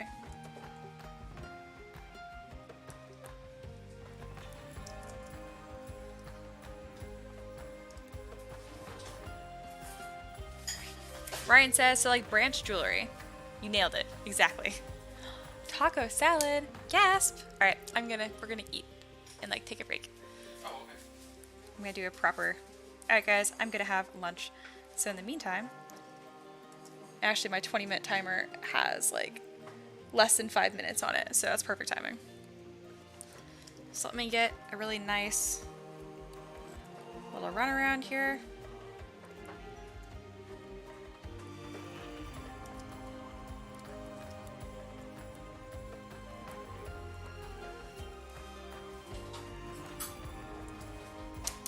And then I will be back.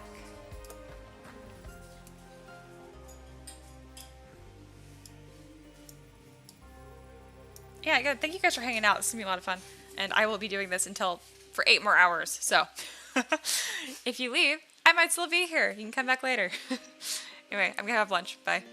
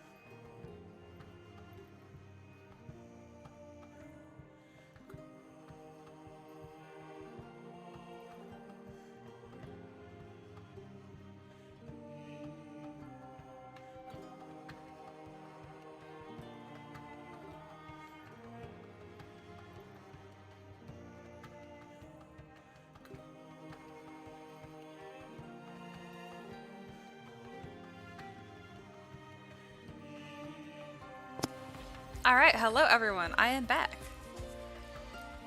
I see that someone went to bed because it is, oh, they're in the Netherlands. It is very late where they live. That's very cool. Well, I'm sure you're long gone by now, but thank you for joining anyway. Alright, let's get back to work. I'm going to restart my music.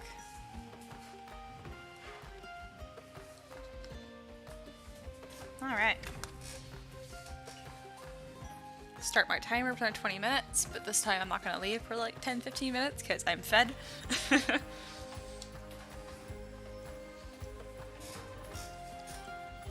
Alright. So I think last where I left, I was talking about adding vines because like I know it looks really good, but I'm always trying to improve and push my designs, and I feel like when it's not painted, it doesn't come across as clearly as I want it to, or it just looks a little muddy. I don't know. So what that's telling me is that I'm missing a level of detail. So usually like primary, secondary, tertiary. So primary would be like just like her body shape. I love that. All that's good. Secondary being more like these bigger vines right here, and then tertiary being these like even smaller ones. So I'm missing like a better like primary one. So I'm gonna add like larger vines and stuff. But I am happy with what it looks like right now. So if I don't like how this looks, that's okay. I'll just move on. Hey, Celio is still here too. Hello. All right. So there's a couple different vine options. There's 4. Let's see what the difference is. Can't say I love how that one turned out.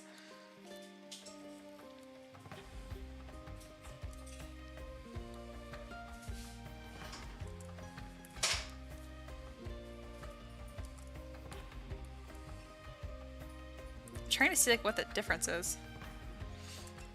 It seems like this first one stays connected the best by far, but I think it's because these other ones are polygrouped separately. No, they're not. They just suck. Okay, I don't know what the difference is. I just know that the first one works and the other ones don't. Oh well. Alright, let's go ahead and solo this, and let's start adding one of these vines. Yeah, I think this is what's really going to make the design look good.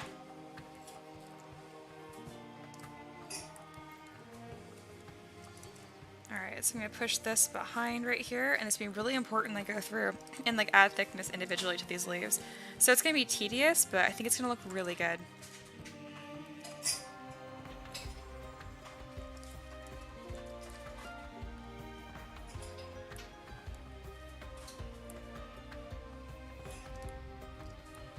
Oops.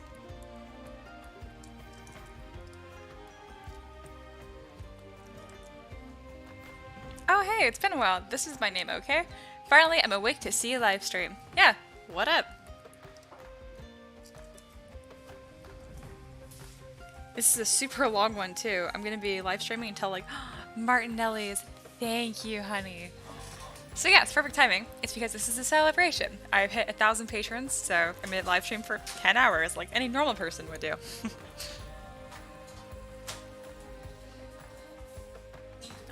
Now that there's Martinelli's, it's officially a party. I think most of you guys watching already know, so I talk about it every time, but I don't like alcohol. I just don't care for the taste. I just hate it. I've tried a bunch of different things. It's just not for me. So for me, my thing is Martinelli's because it's just sparkling apple cider. It looks fancy. I can put it in a wine glass and I feel so adult. So that's my fancy drink.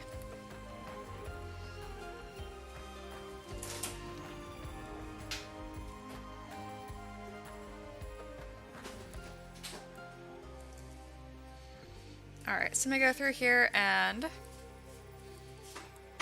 add some thickness to all these little leaves.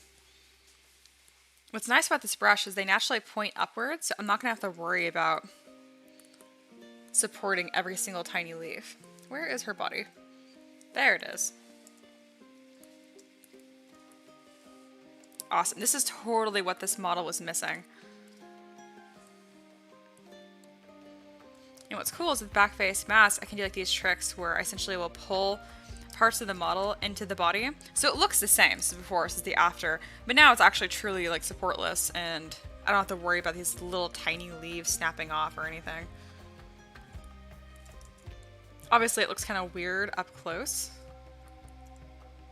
but it will read just fine.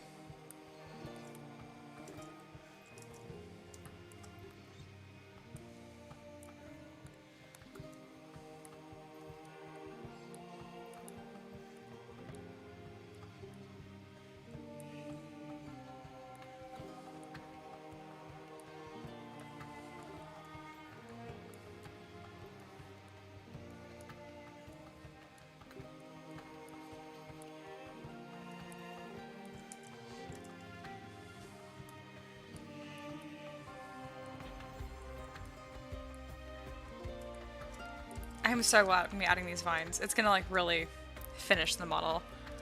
I actually thought about it last night because I was just thinking about this model and I'm like, man, I really like it. Something about it isn't quite right. This would be it.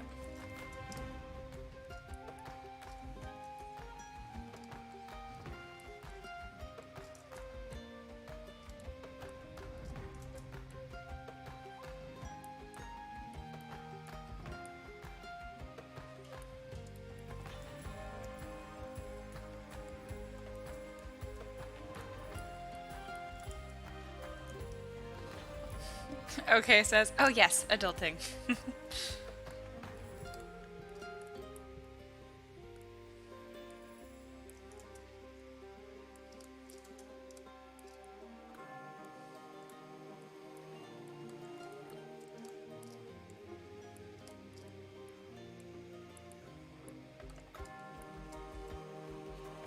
I think this vine thing is so cool. I'm gonna be careful not to like do too much.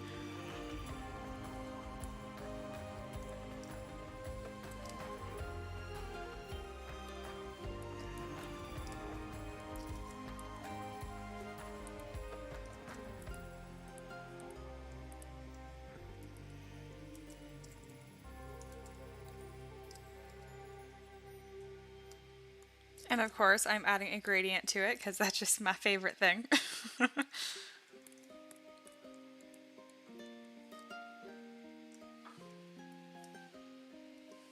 Hey, Terry's still here. It's been 2 hours. Time for more promotion. Thank you, Terry. Best mod ever.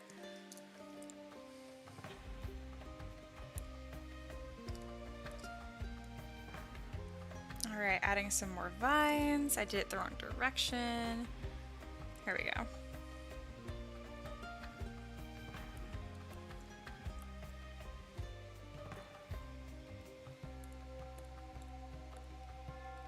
It's hard for me to explain how happy I am that like I figured out like it's kind of like trying to remember something that you'd forgotten for like I don't know hours and then like oh you finally remember all of it. That's what it feels like adding these vines because I'm like yes, this is what this design needed.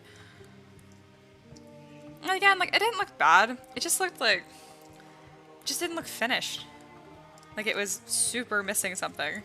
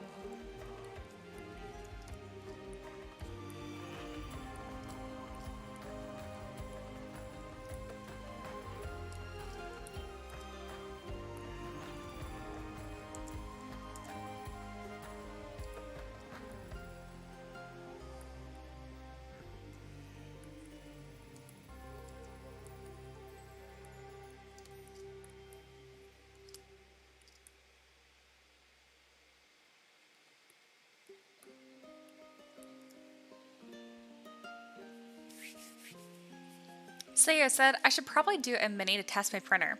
Which one of your Thingiverse lists do you recommend?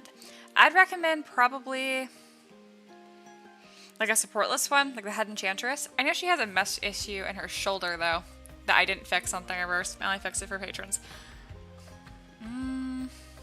Everything I'm thinking of are my favorite models, and they're all like a huge pain to print on FDM. Let's see. Terry linked one. Might have been the one that I recommended. Oh, the Manicore. Yeah, that one's awesome. Yeah, it's a pretty sweet model. Yeah, print that one.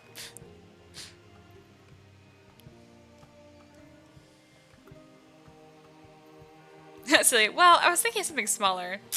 Go big or go home.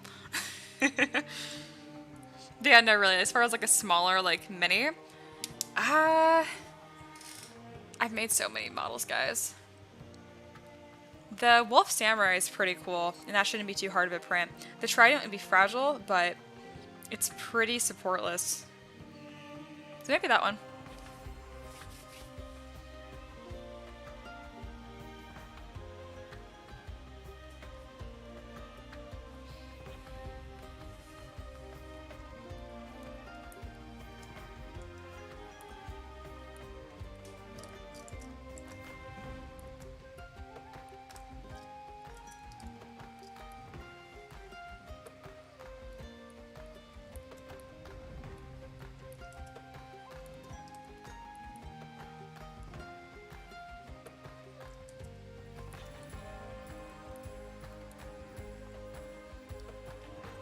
Leo says, I was thinking the Wolf Samurai. Perfect.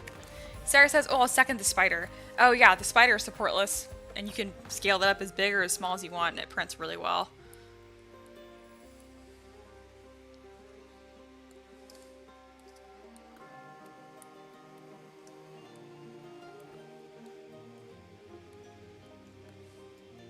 And thank you to Terry and Sarah for suggesting things to print. I'm like trying to remember things I've made. I'm like, I don't know. Like, I'm very proud of my models, but I don't necessarily remember them all.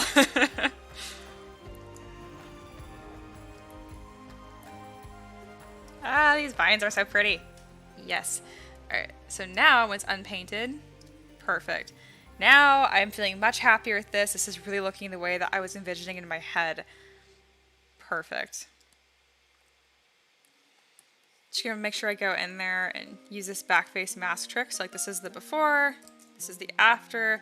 You can see that's actually touching her body now. So there'll be a lot of that.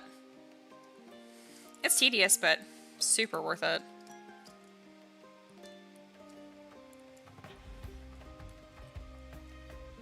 I'm gonna go ahead and save because it's been a hot minute.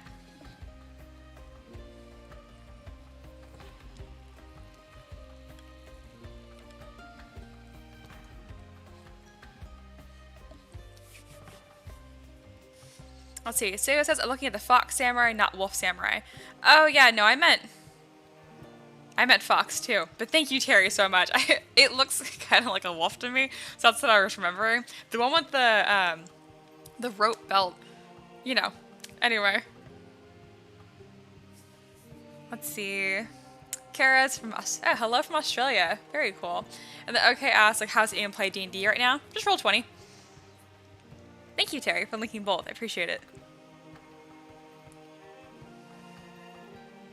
Steven says, what digital device do you use to draw with? This is a Microsoft Surface Book 2. So it's not like just a traditional drawing tablet, it's a normal laptop, but it's a touchscreen. And what's really cool is, like, you know, a laptop opens like this. Well, you can take the screen off, flip it around, and put it back on. And then I use that and flip the whole thing upside down, and I have this little tent in front of me. Sounds super complicated. If you just look at a trailer for Microsoft Surface Book 2, you'll see it. It's pretty sweet. Terry says, also, does the word samurai look funny to anyone else? Yes, I always think I'm spelling it wrong. Guys, how is she so pretty? My goodness.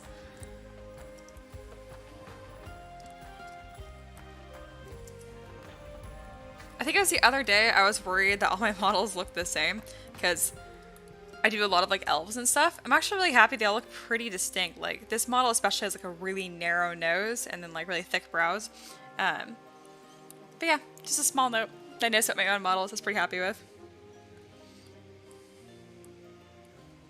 Suyo says, nah. I don't know, I feel like the word samurai, like it looks like it has like 4 too many vowels. I don't know.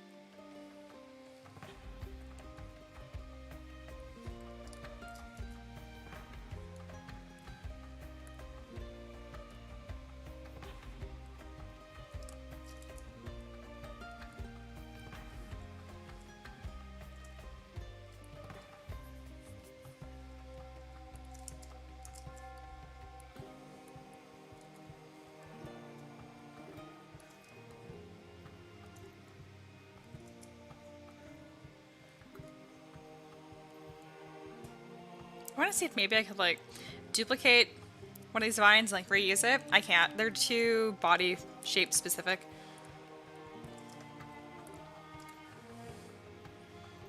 I guess it's really not taking me that long, so I don't need to find a cheat for it, but I can't help it. Alright, I definitely want this to be a vine piece as well. Not quite that big though.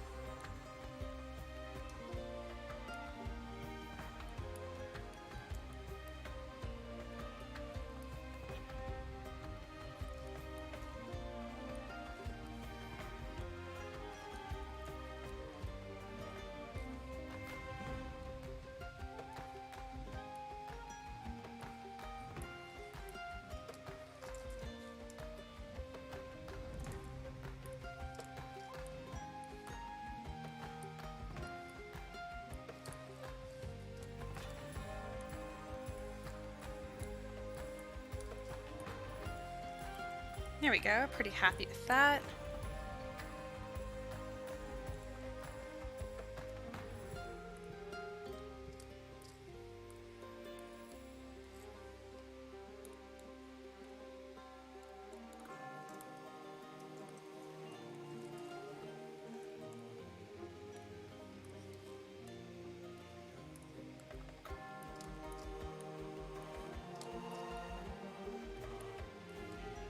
So stuff like this, I want to make sure, again, I don't have to support all these tiny little pieces. So what I will be doing is I'm just adding a lot of thickness to the bottom of these leaves like this. It looks a little weird, but again, on a 3D print, when it's going to be this zoomed out, like you're not really going to be able to tell. And then it's going to have no problem building up on itself without needing little supports. And then, okay, asks, are those maple leaves? It sure is. Kara says, or Kara, love the leafy hair. Thank you, I like it too. And if your laptop is set up like that, do you still use hotkeys? I do. I have a keyboard, and if you guys can see this, now you can, that I just slide under it. And yeah, but yeah, I use hotkeys like crazy. I guess you guys can't see that.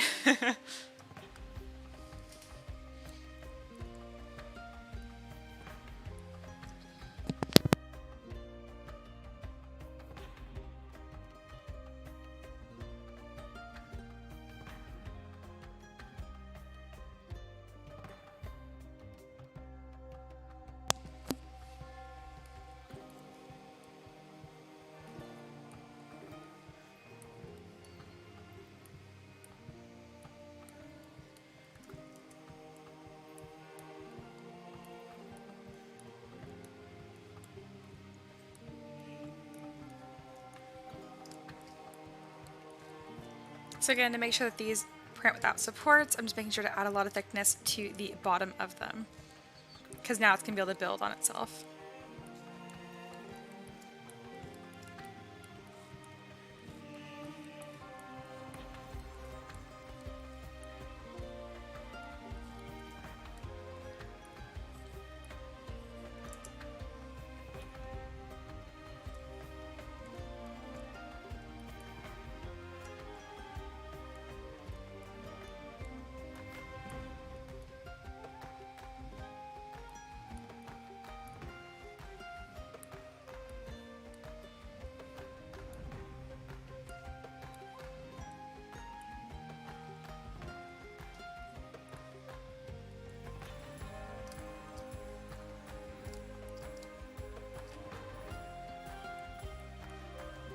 For some of these leaves, I do need to manually push them up just to make sure they won't need supports. And if these do need supports and if I miss them, that's not a huge deal because these pieces are so small. If one leaf fails, like I'm not gonna notice. But ideally, I don't want anything to fail because then there'd be a bunch of little artifacts floating around. I don't want that either.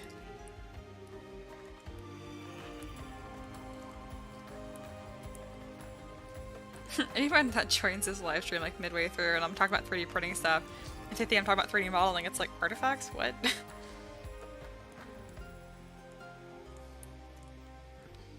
Alright, that's already looking much, much better. My 20-minute timer just went off, so I should be taking a break right now. But I'm like so in the zone right now. It's hard to stop working. So I'm gonna just finish this one thing. This whole vine. Once this whole vine is done, I will take a break. It shouldn't be too long. So I can only say stuff like that when Ricky's not here, because if Ricky's here, he'll make me take a break. It's like he cares or something. Ah, no ZBrush.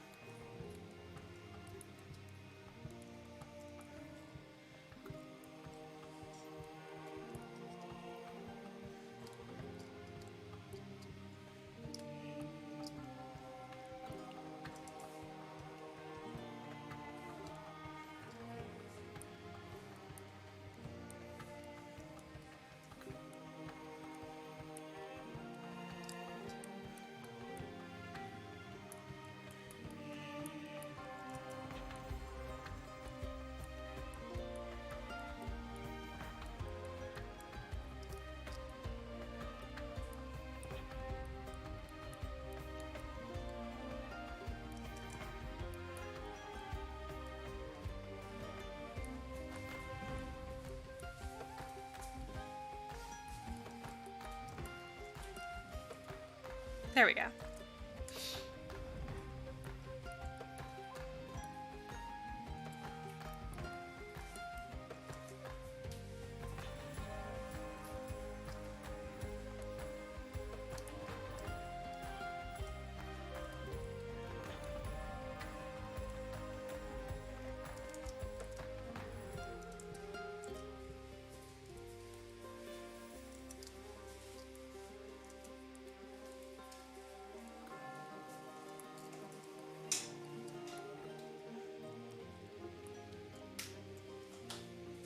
Alright.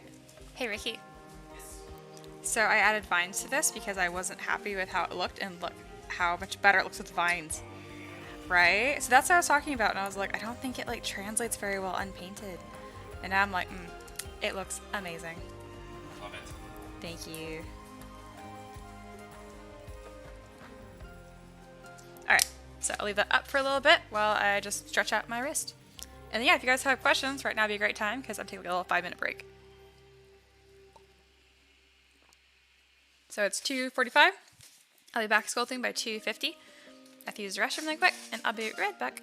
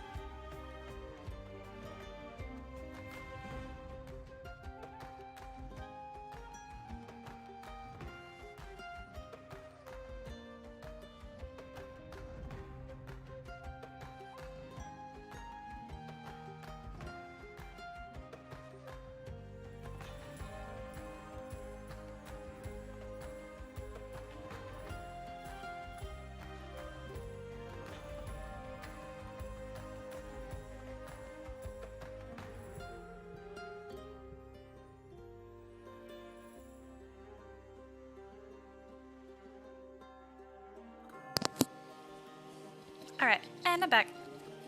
See, Ryan says nice. Thank you. I think she looks awesome.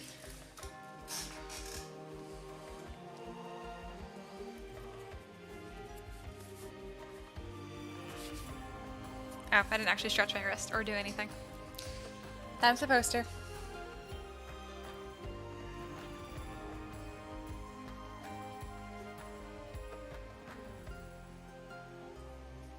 Ryan says, are you going to give her any headdress? Nope, I don't want to take away from the awesome leaf hair. Though, she did have some like a circular crown sort of deal of vine. It would look pretty epic. I'm gonna go with no, because that might make her look a little too like goddess-like. Because I'm trying to go for just like a normal dryad. I know I went a little past that. I think she looks a little too cool almost to be just a dryad. Most of the concept art I saw for dryads is pretty much just normal women just naked in the woods. And I'm like, okay, they're supposed to be tree spirits. She looks a little bit more just like plant than tree. It's fine. It's nature. She has maple leaves for a maple tree, so it's fine.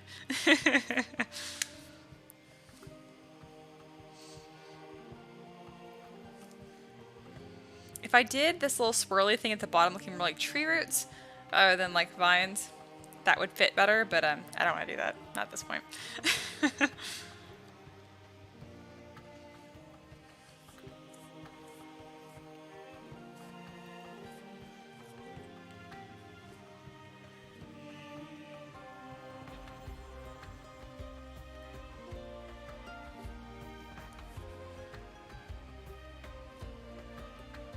All right.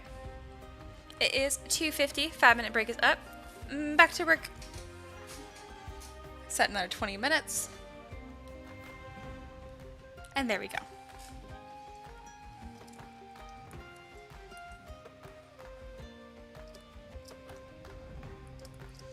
Gonna add another vine.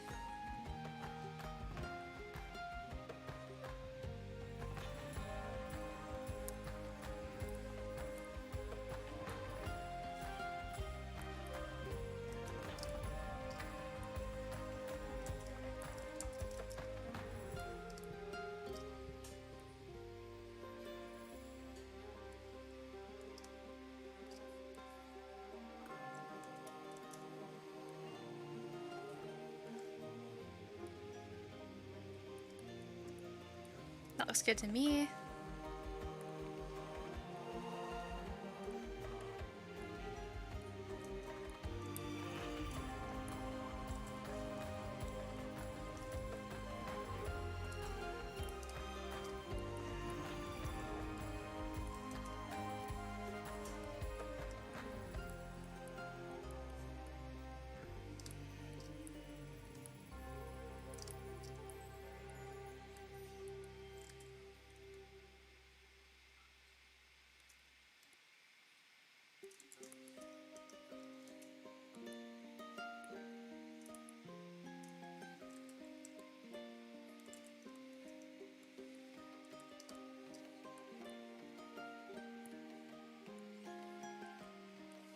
And yeah, just working on more or less the same thing right now. Just adding thickness to these leaves so that they actually print.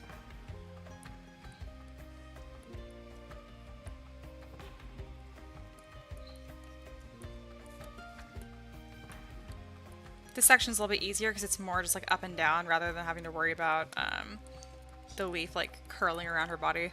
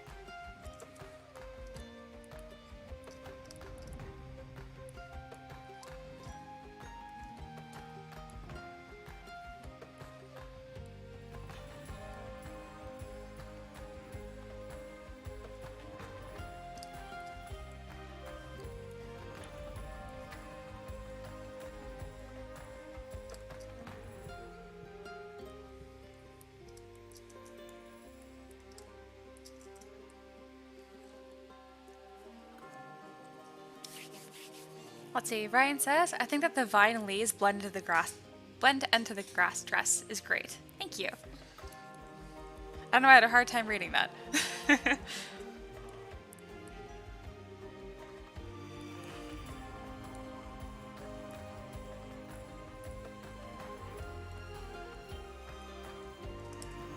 Yeah, because my biggest concern is that I just didn't like what this looked like unpainted. I'm a lot happier with it now.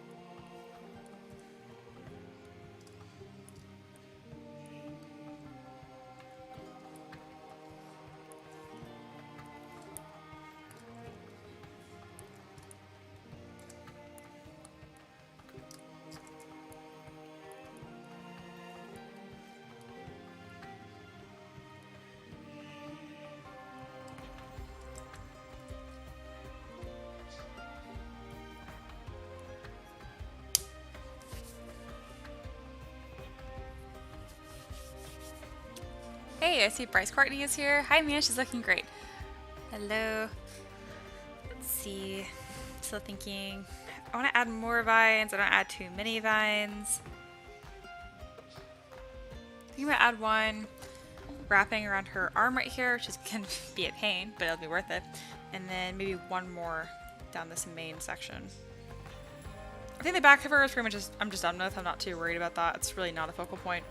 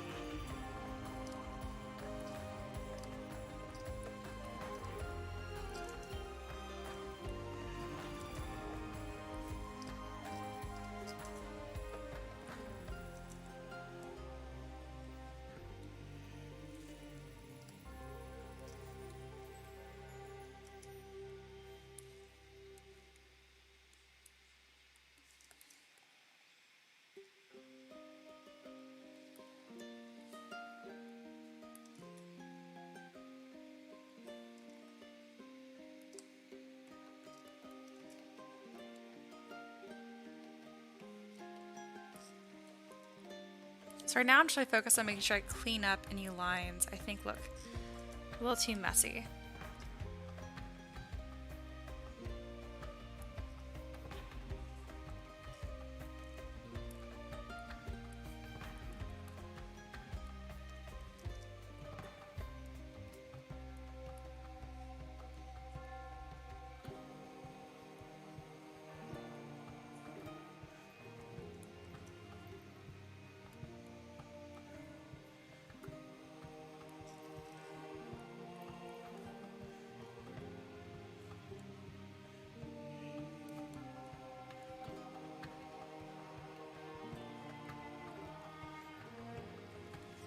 This is one of those models that if you don't like just decide when it's done, you could spend weeks on it.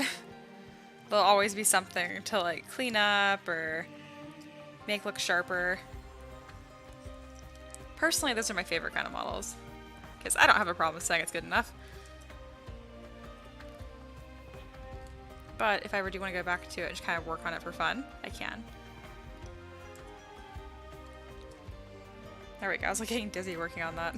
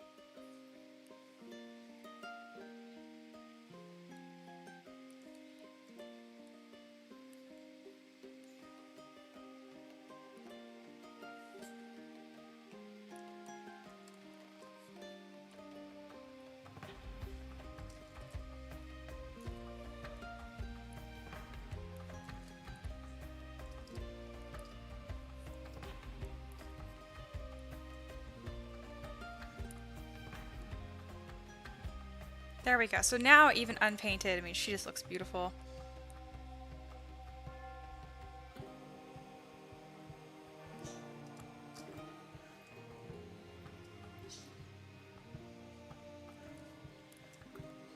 I do wish, like, the vines in the back I have, they're a lot thicker. And I do like how the front looks so much more like detailed and intricate. I kind of wish that it looked just as clean on the back of it, but then I realized, like, I don't know. I don't really need to add like a bunch of little leaves or maple leaves or vines to the back of the model because it's really not where I'm trying to draw the focus. This is a model that's like, look at the front of the model.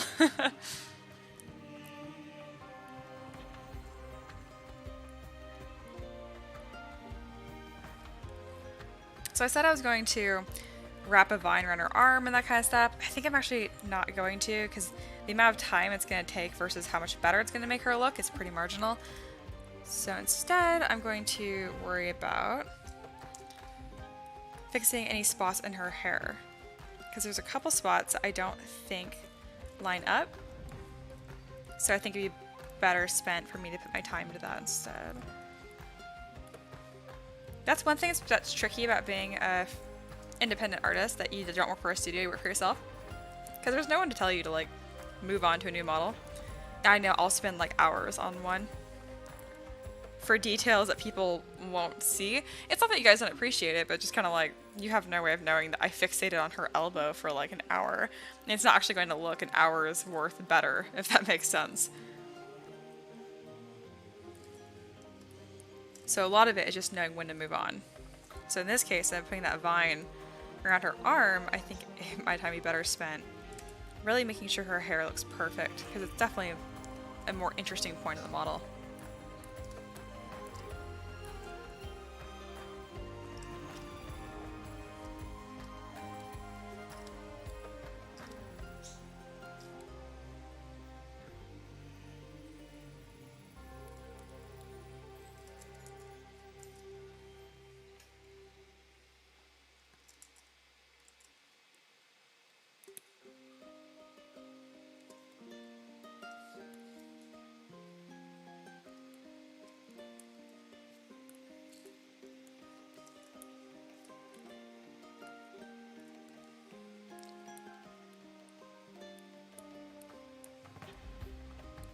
So right now I'm just tucking in leaves where it needs it.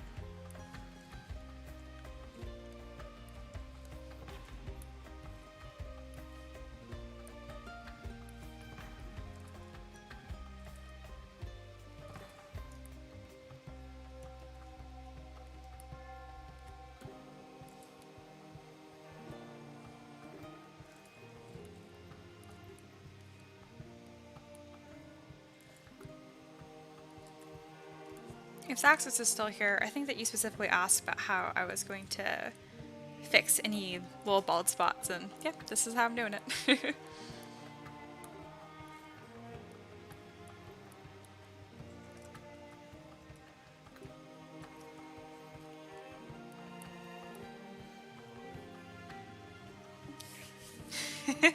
Ryan asks, do dryads get gray leaves? That is a fantastic question.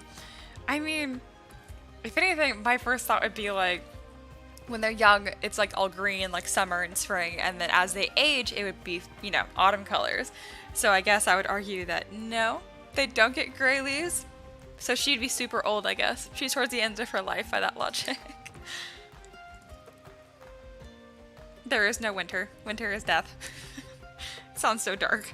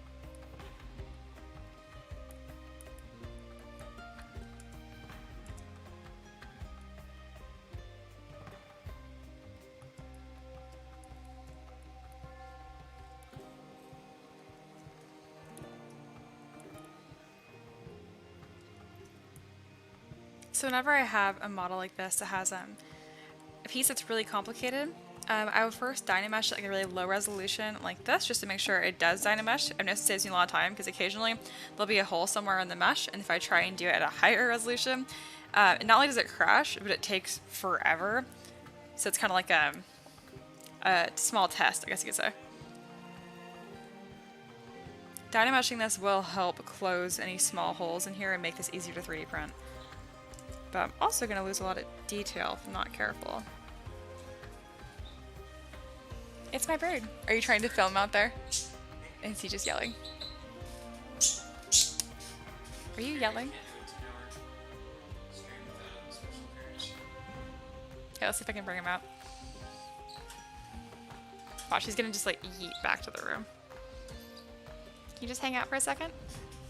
Yeah, hello everyone. If you weren't looking already, you should look now, because this is my parakeet, being adorable and wonderful. Hi. I know, I have headphones on. Bye. He hates the headphones. He likes to sit on my head, so when we're at headphones, he's not very happy about it. Thank you, babe.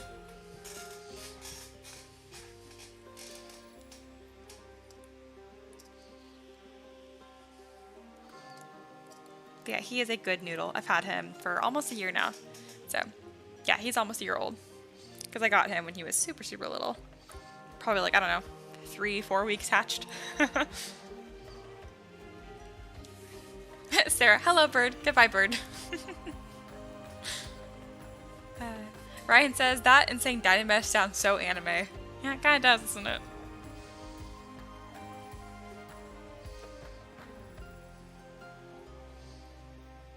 So here we go. So I dynameshed it right here, and see how like this is the before and this is the after. Obviously something is wrong. This is super common. So So the couple things you can do to fix this, if you go to your 3D gizmo and then go to remesh by union, this will usually help. Or make it worse. We'll see. We'll see.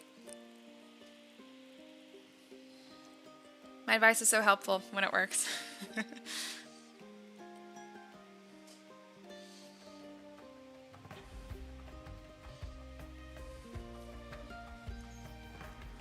Sweet, it worked.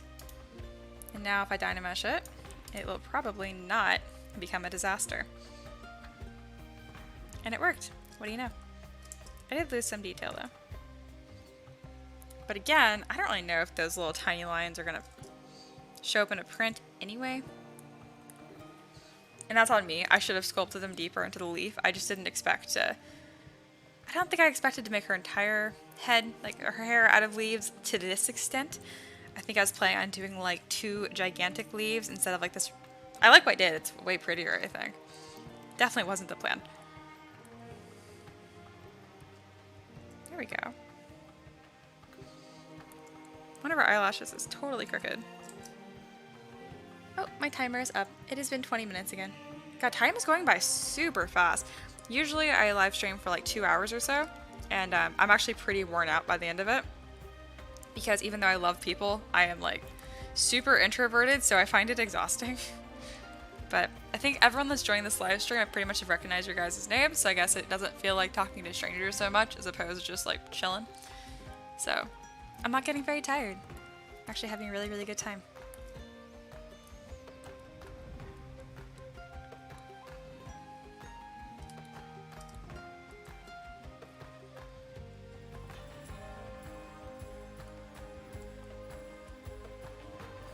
There we go. Her hair is slightly more 3D printable. I still am really worried about all these little ends. Like, this section will be fine. That's all going to print, no issue. It's all of these points that point downwards that I'm worried about. For this section, I'm not worried about it either because I can just push this down to her neck. All of that's going to print just fine too.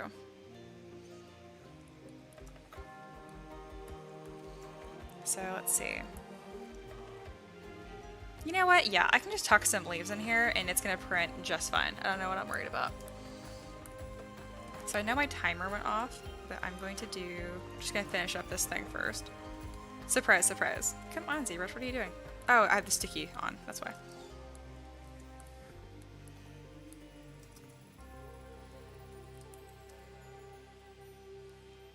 Terry says, in case anyone doesn't already know, and he linked my stuff again, because he's the best. Alright.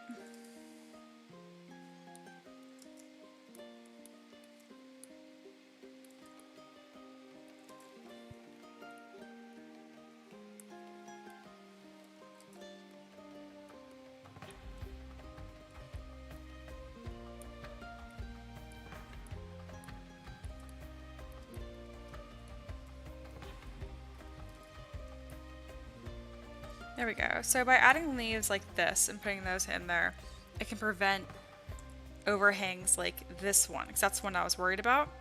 So I can just make these two touch, and then this is printable without supports. So it's just kind of a game. Honestly, I can't think of something harder to 3D print than this leaf hair. This is like my ultimate challenge.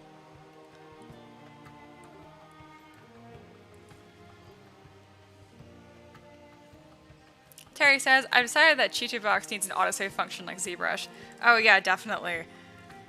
No, I've heard it so many times and people spend hours pre-supporting a file and then it crashes.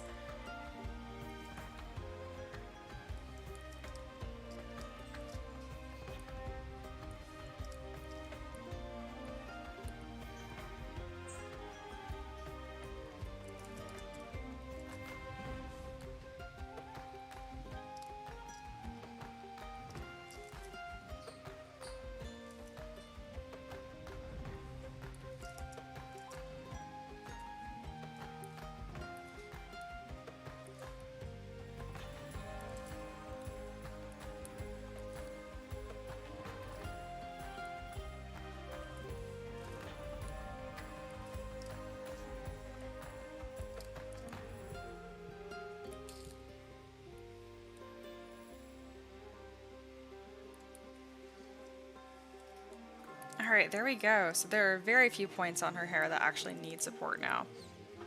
Which I am glad. I didn't want this to be a complete nightmare.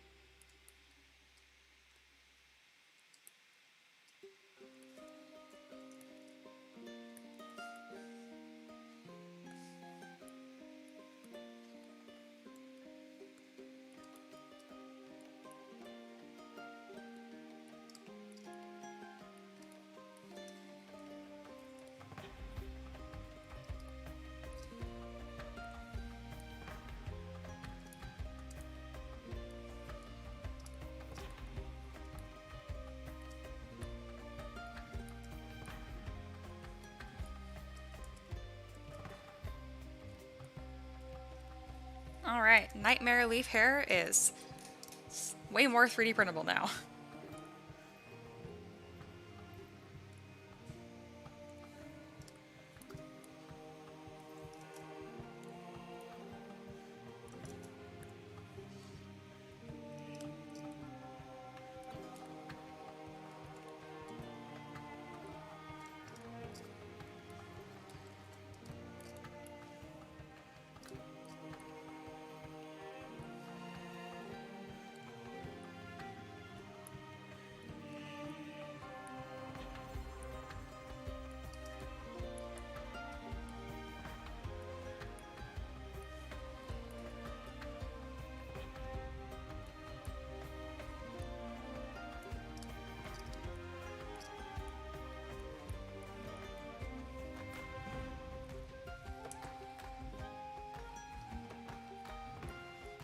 It's one of those things that the longer you look at it, the more you're like, oh, I need to work on that and that and that.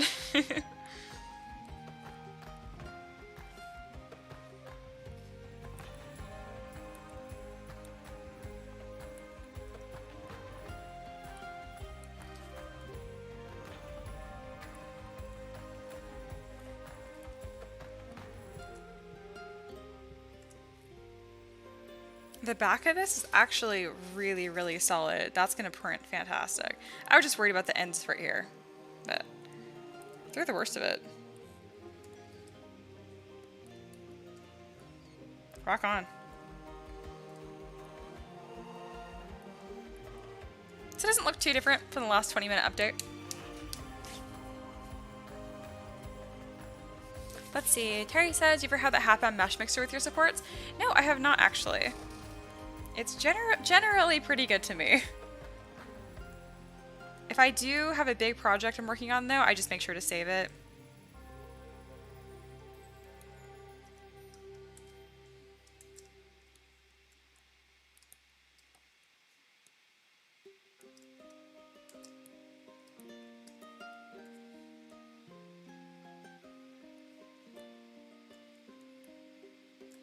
There we go.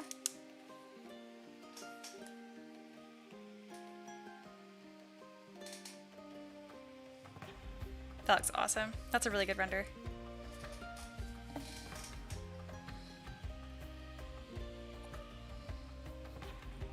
So we're at the 3-hour mark right now. Just 7 hours left.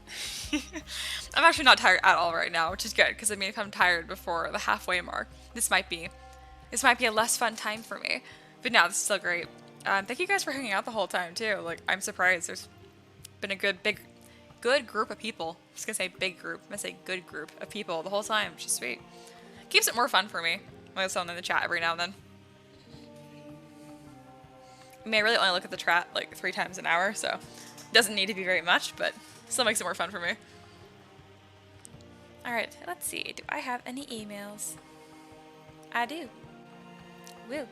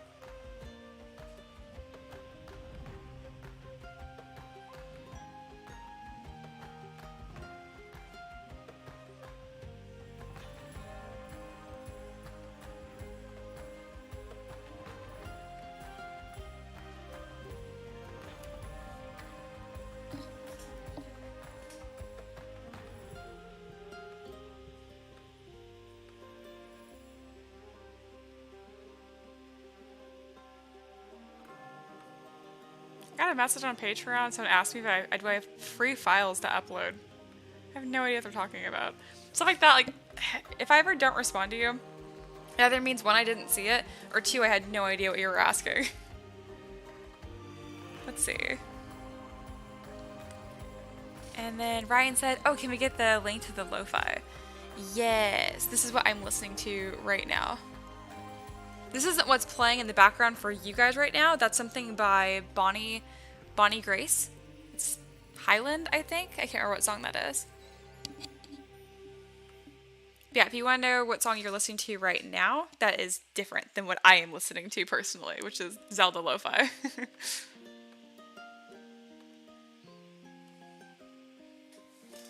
Alright, I'm going to walk around for a little bit, and I'll be right back.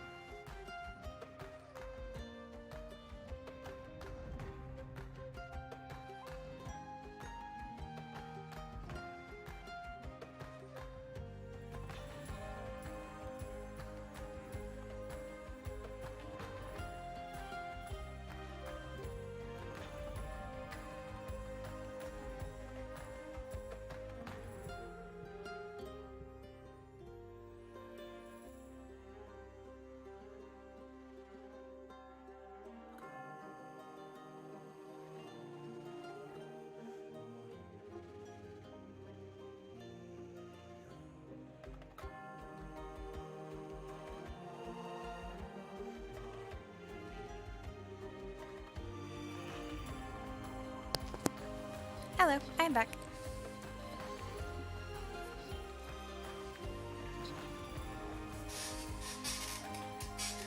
All right.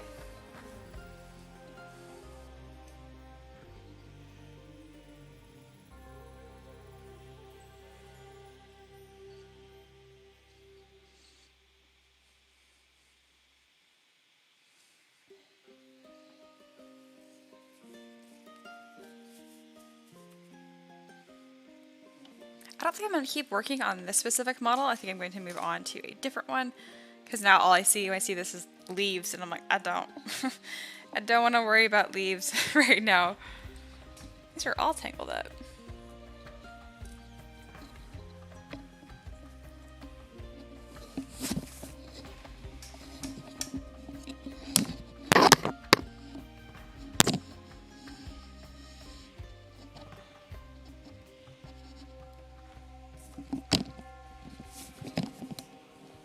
There we go, much better.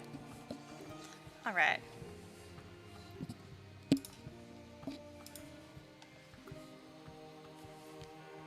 So I think now I'm going to work on the unicorn.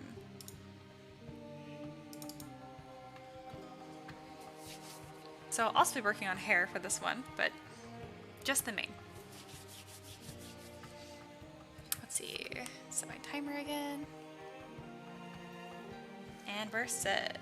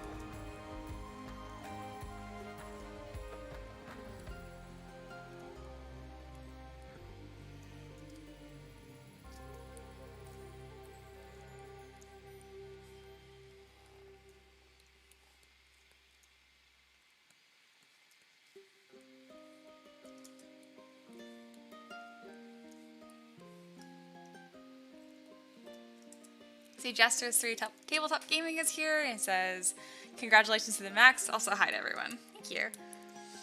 Alright, just working on detailing the fur on the end of the lion tail here to kind of get me in the mindset of just like hair and fur, and then I'll start worrying about the mane.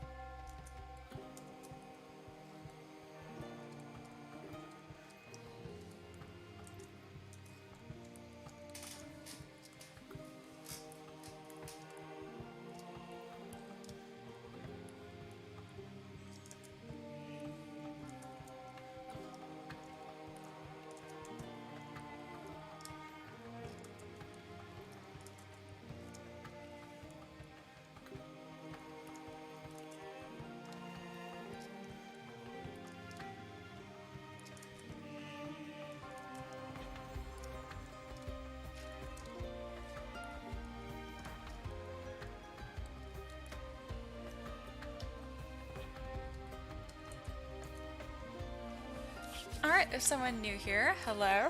Hi there from Brazil. Unfortunately, I just got here now. Did you make this model from scratch?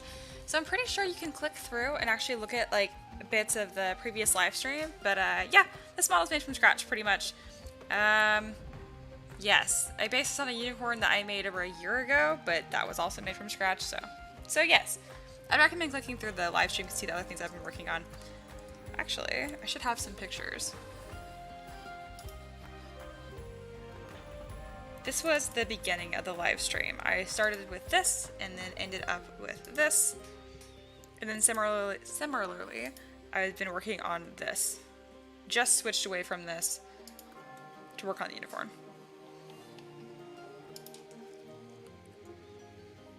Trying to keep it fresh so I don't get too bored working on one thing. Because I'm doing like a super long live stream today as a celebration for a milestone I hit on Patreon. So woo. Alright.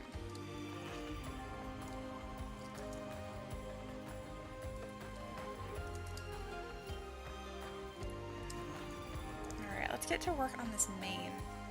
I do like how it looks right now, but obviously this top part's all weird and muddy looking. Jester says, unicorn's looking epic. Thank you. That's the goal.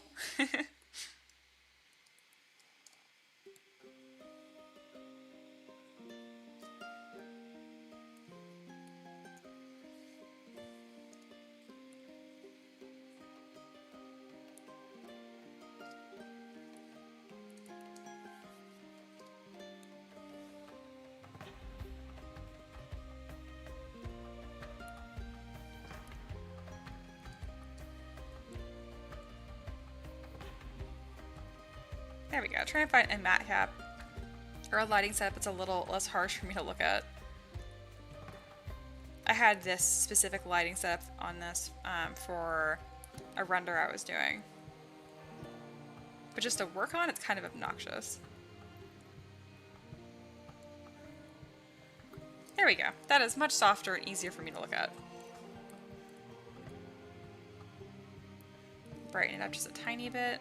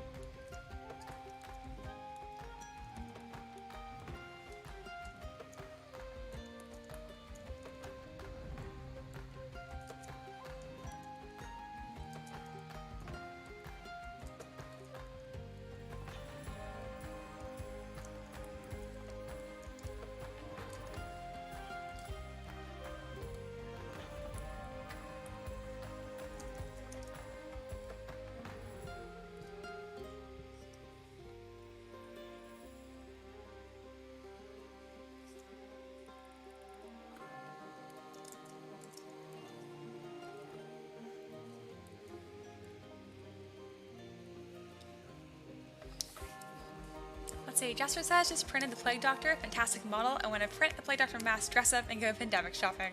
That sounds wonderful.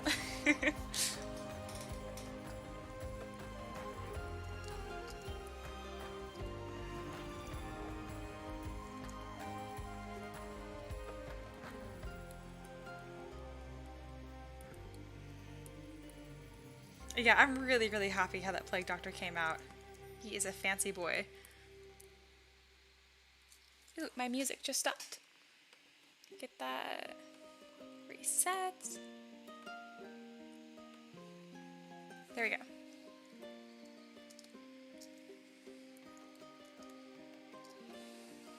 Then Felipe says, I'm going to sign up for your Patreon. It looks amazing. Oh, thank you so much. If you have any questions, let me know. And that's the whole point of this live stream, actually. I just hit 1,000. So I'm doing a 10-hour live stream because, yeah, it sounded like a good idea at the time. I'm just kidding. I'm having fun. Normally, I live stream for like 2 to 3 hours, so this is about when I'd normally stop. Just gotta do this 3 more times. 2 more times.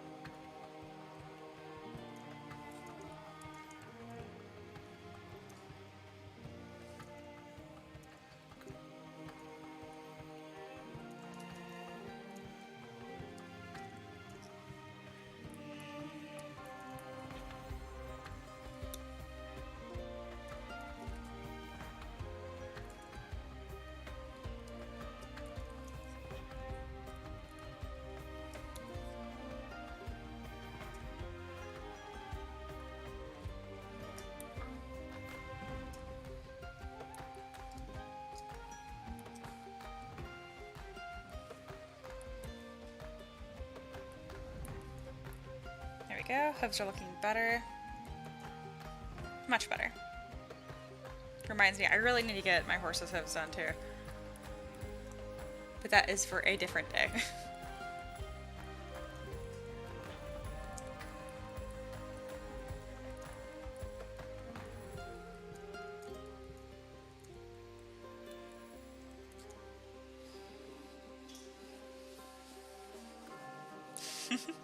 So it says 1,001 boys.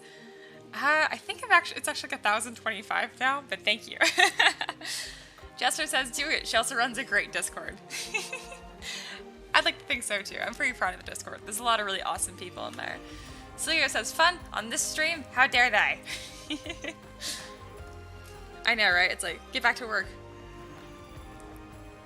All right, let me simplify this hair because it just looks like tentacles right now, and it's not really the look I'm going for.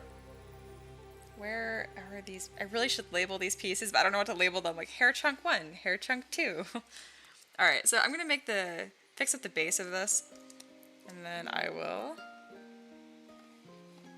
detail the other ones. This actually has a pretty darn good base shape, so I don't need to have the different subdivision levels. Let's see, so this is also 125. It says 1,001 to me. Yeah, it's because Patreon's really slow. I actually hit 1,000 patrons like almost a week ago, but it didn't update, so I just waited for it to finally say over 1,000. But yeah, technically right now I think it's actually almost 1,030. Whatever.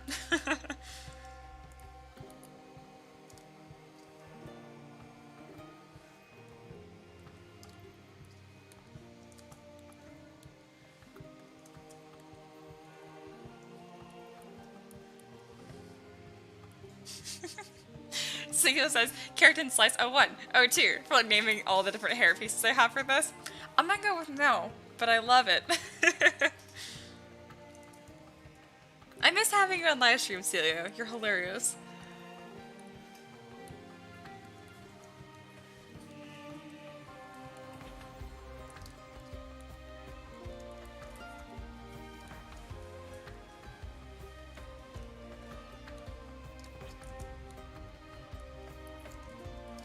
I think I want the hair to be a little more dramatic, like bigger swoosh, but not that big of a swoosh.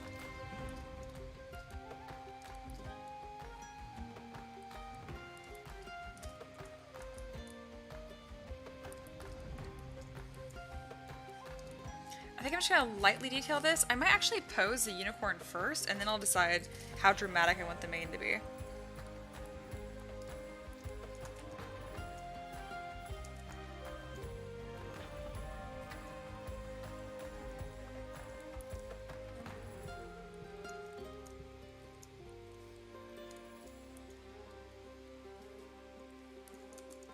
Gosh, I love the damn standard brush. I just think it's so satisfying to use and to watch be used.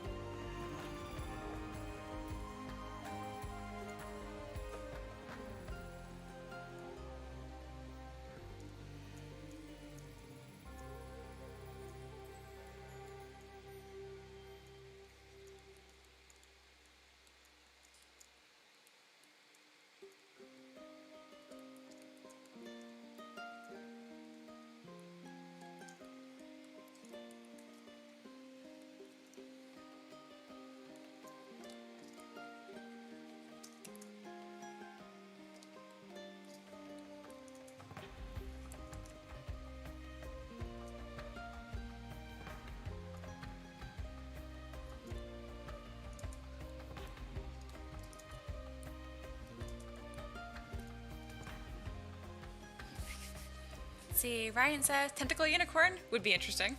Hey, you're not wrong. I think I'm gonna do normal unicorn for this one, but I love the enthusiasm about a mind flayer unicorn as well. CEO says, glad to know you find my funny. Yes.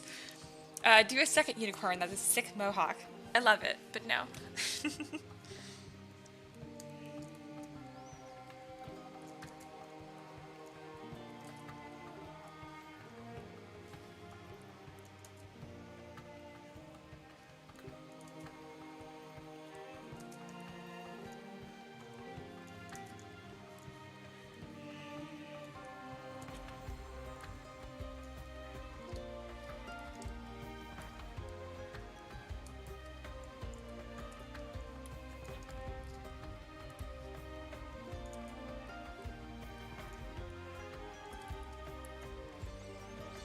Sorry, I have to do the other side. I don't want to do the other side.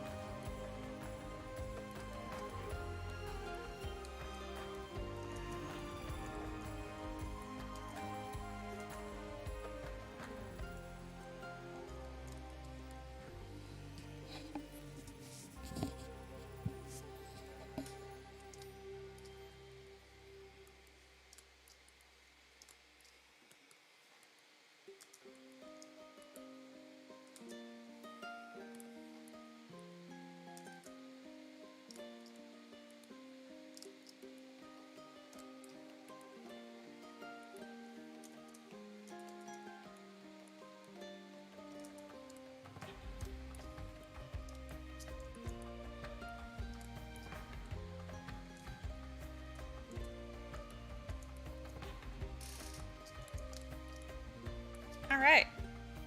Main hair chunk looks good now. Keratin slice 1.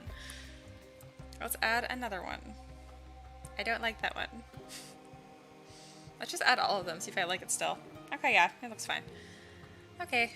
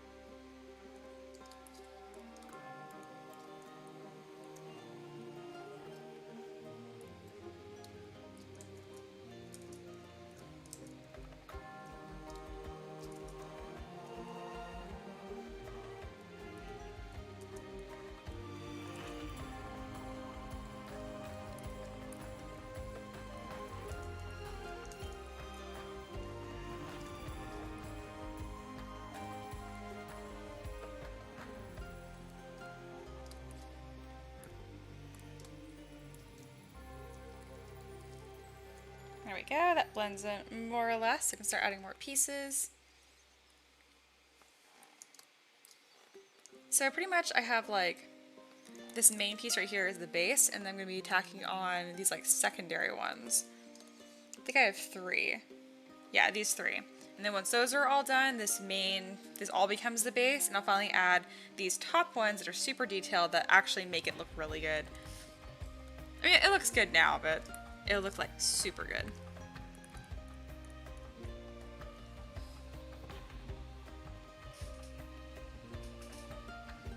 You guys were talking when I wasn't looking. Must look. Felipe says just did it. Now I'm patron. Congrats. Woo. I need like more enthusiastic or like party poppers, but like, thank you. And then Celia's talking about fjord horses, cool hair. Are those the ones that have like the mohawk? I feel like I should know what that is. Well, now I gotta Google it. Fjord. Fjord is a fun word. It has like that dark color in the middle stripe. Yeah, cool. Actually, I know what you're talking about. As a proclaimed weird horse girl, I think I should have known that more confidently. Let's see.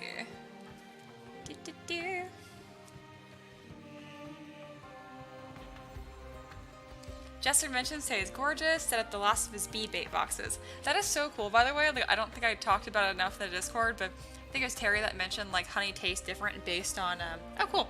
It's been 20 minutes, so it's time for me to take a break anyway. Anyway, mentioned like based on the flowers that the honeys use to like pollinate, it's like I said that backwards. Anyway, it changes the way the honey tastes, which I think is really cool. Didn't know that. Suyo says, you know, I've never seen a zebra unicorn. I mean, it's probably a reason for that. No, I'm just kidding. It's not that stupid of an idea. I've heard worse. It actually sounds kind of cool.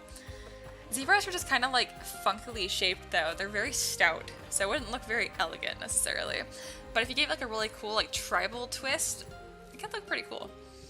Let's see. Jester says, I shall indeed, hoping to have a new video up in a week, then back on schedule for every 2 weeks. Ooh, that'd be awesome. Looking forward to it. Anyone that's watching, I highly recommend check out Jester's YouTube channel because he's got some cool stuff. So does Terry, so look at both actually.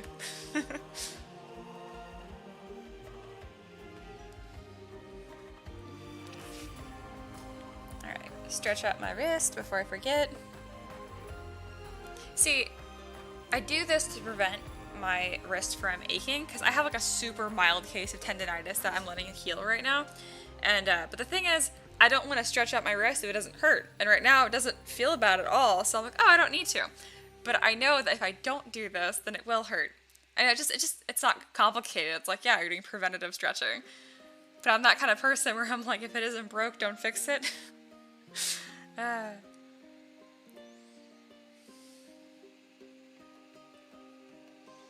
then Terry linked Jester's channel. Very nice.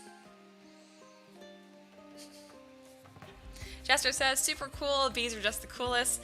I'm sure if I found a swarm capturing, it would be both the most terrifying and fascinating experience. Yeah, that would be awesome if we got that on video. And then Felipe said, where do Sunday's live classrooms happen? So I'll be posting a link on Patreon, and I also will post it in the Discord too. So just keep an eye out for sometime Sunday, anywhere between like 10 a.m. to like 3 p.m. I'll usually post a link, but I'll obviously post it before 6 p.m. PST. Let's see. And then Terry said, in California. This is also true. I live in California. Jester said, and super appreciate the shout out for my channel, Mia. You rock, and agreed, Terry does have some sweet videos. Yeah, of course. Creators gotta support creators. And then Terry mentioned, yeah, Mia will send out a link. Yep. So I got in the Discord and in Patreon, so you can keep an eye out for either. As of now, like if you're new to 3D modeling, there's 25 lessons right now. But starting this Sunday, I'm doing something a little bit different. I'm actually going to be starting a workshop from building a character from scratch. So I haven't decided what the character is going to be yet. I'll probably have a poll tomorrow or the next day about what kind of character you guys want to create. I was kind of thinking it'd be cool to do something like an angel, because then we can worry about like how to do capes in the wind, how to do wings, long hair. These are all things that are really challenging usually, so that's a good model pick that kind of encapsulates all of them. We'll see. Jester says, oh, where do I post the painting photo for the contest? You will post that. You will send it to me in an email. Let me send you the link to the painting contest on the website, and that has all of the rules. It also has my email on there too, to where to send them. Boom. There you go. I just sent it, but you'll hear me talk about it in like 20 seconds, because that's how that works. And then I'm going to send you your welcome message, Felipe, on Patreon while I'm on my break too. That just lets you know that you find your rewards. They are the first post under the post tab on Patreon. Bam, you now have a little welcome message.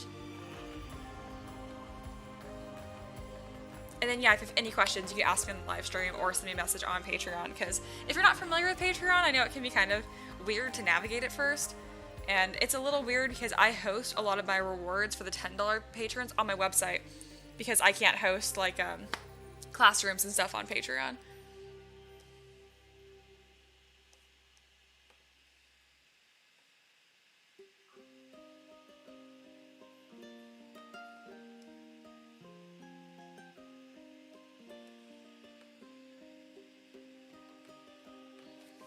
I was getting distracted. I was looking at emails, but I'm like, wait, no.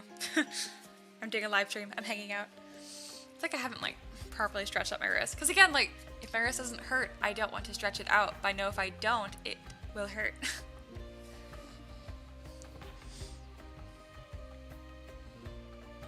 This unicorn's looking dope. Something about the head isn't quite right, but when I look at it, I like everything that is there. I think it's because I kind of wanted the unicorn to look a little more elegant, and it's looking a little, like, harsh right now. Alright. Back to work.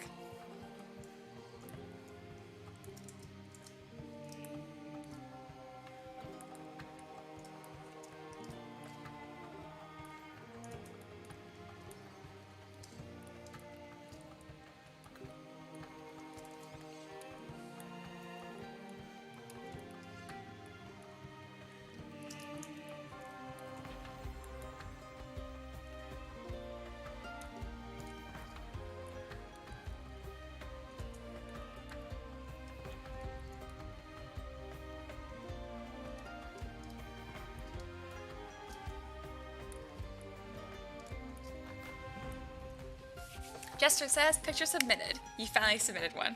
Woo! Unicorn says, Unicorn says, Terry says, yeah, the unicorn looks great. And then, how many submissions so far, Mia? I I don't remember. I want to look at Jester's submission first. Oh my god, I love it. That's fantastic. Very nice. Mark that. I don't think we have too many so far. I got a lot of submissions on the first day, and then I think, because people had already painted it, we have 7 right now. Majority being from you, Terry, which I appreciate immensely because yours look awesome. So I have a full little set thanks to you. But I know I've seen 3 in the Discord people have been sharing but haven't submitted to me yet. So I guess we're technically at 10 entries then. Not bad, honestly. Most people submit it the day of. Suga says, are zebras black or white? They are white. You look at their belly. I feel like me having an answer to I had such a confident answer. That's like a fun question. I get it's like, are they black with white stripes or white with black stripes or whatever? I said that backwards, but you know what I mean.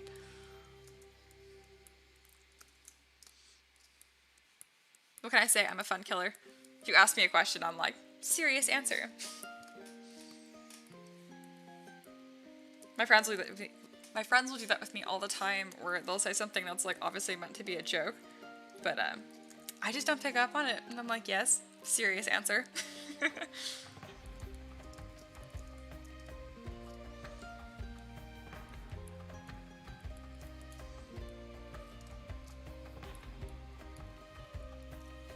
Jester says, might try and paint another tonight. Earth Elemental will be easy to whip up. Heck yeah. Terry says, I was legit laughing when writing mine. I could see the eye rolls. Oh yes, there was many, but of course I still appreciate you. I want to say I read that early in the day too, so I especially was just more eye roll than laughing, but obviously I love it.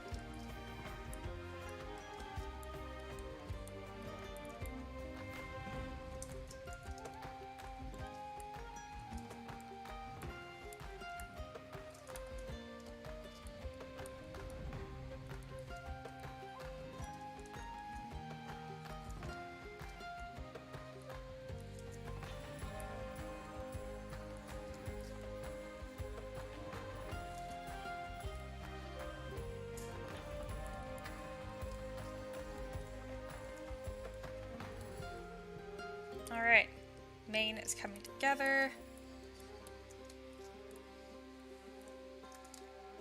I'm gonna wait to make it look super awesome until I have posed it.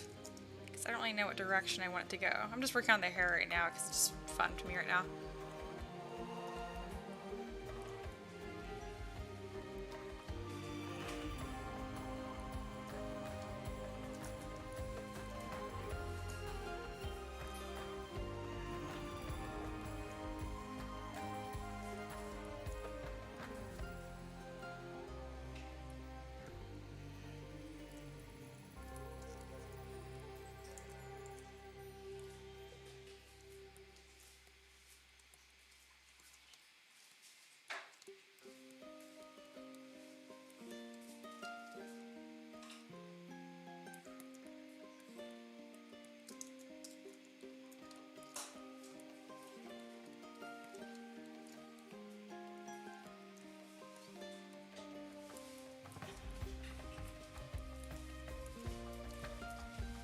Alright, looking good.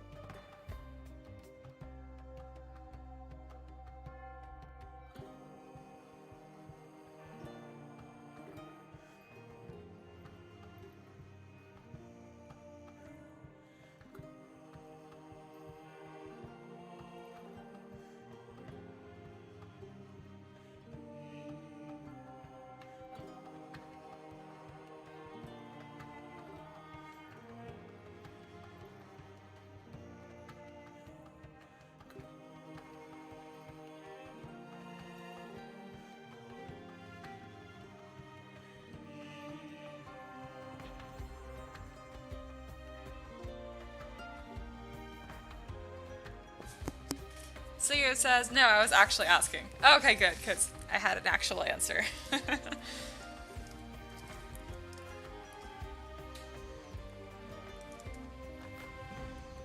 Hey, Vicky. Are zebras black or white? Zebra's black or white?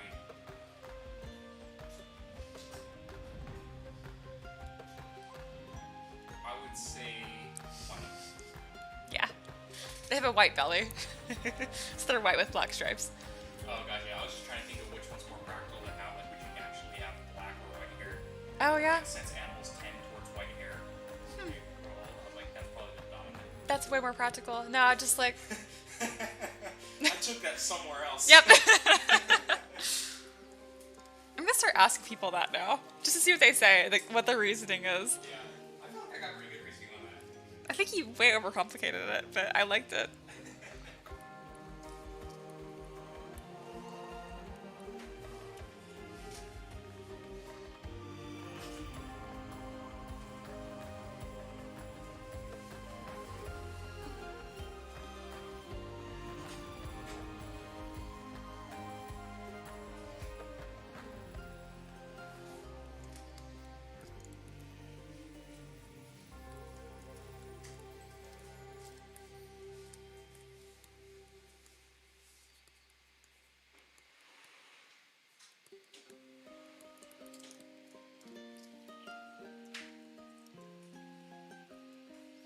Suyo says, the real response is zebras are not black nor white. That's hair. Zebras are pink. I guess. Flesh toned. That's the boring answer, though. That's like the got you answer. Which is my favorite kind of answer when I am asking the question.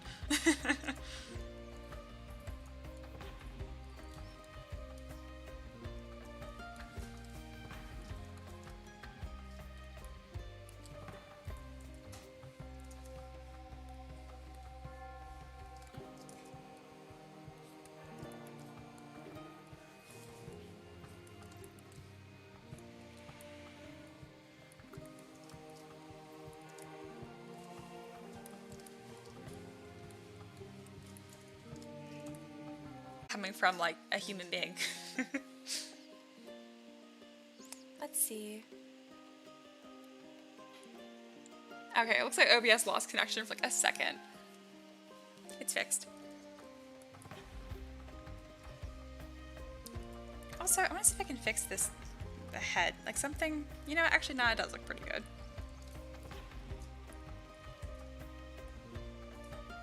Yeah, it just needed to be subdivided once. This is before, this is after.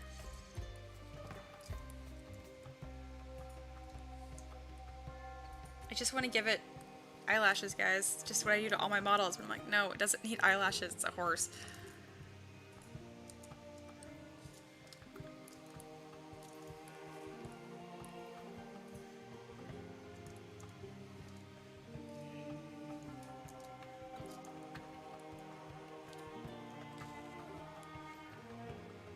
Yeah, it's pretty solid. It's pretty well defined. The eye is a little more sunken than I would normally have it if this is like just being realistic, but that's fine. The deeper that is, the easier to catch a wash when you paint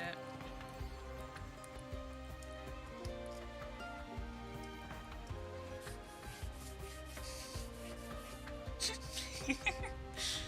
I'm just laughing at what Celio said. And you can add eyelashes to unicorns. I mean, I can. You know what? We're gonna do it, guys. I'm gonna see what it looks like. I have like a basic one.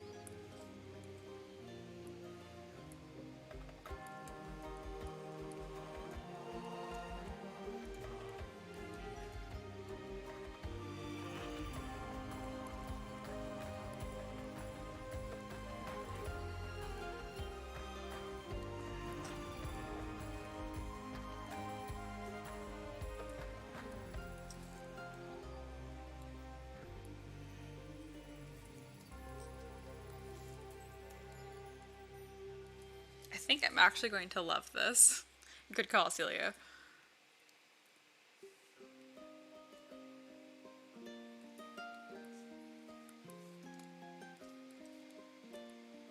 Also, Ricky, is our internet having issues? I keep saying that, like OBS keeps coming in and out.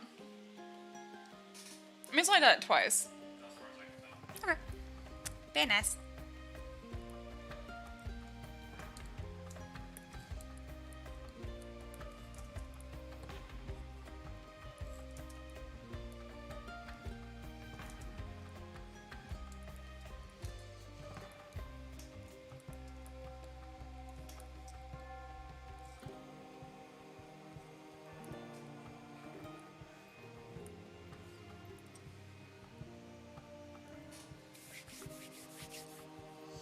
Jester says, kiddos, tackling me got dark for now. I'll try and return. Sounds good. And then Celia says, OBS is fucky wucky, and you were so true. So right, so true.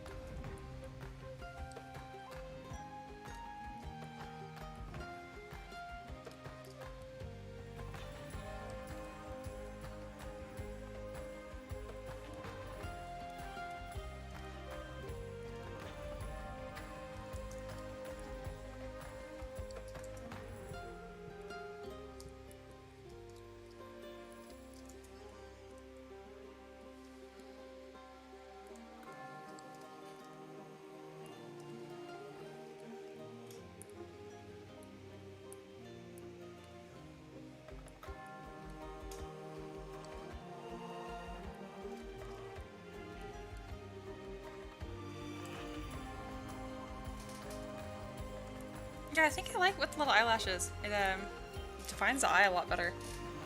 I like it.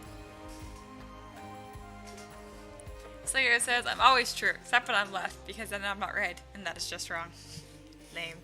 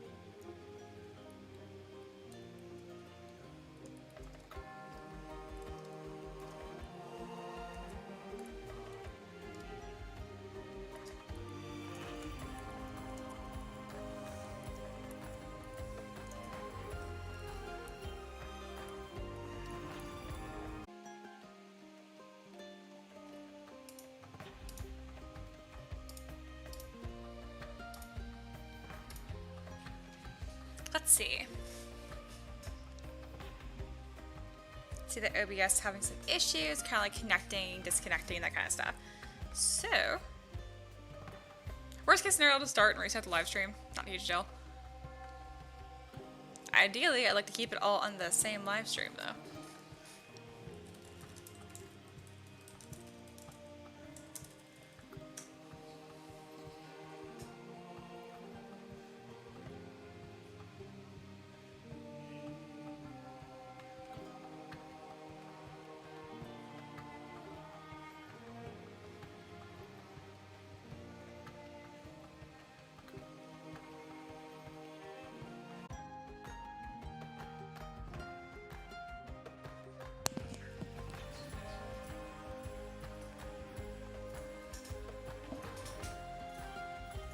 Yeah, I'm just figuring out, because like, after this 4-hour mark, OBS has been really, really weird. So I wonder if just like, it wants a break or something. I mean, it has been 4 hours. I probably should take a decent sized break. But, boop, my 20-minute timer is up as well.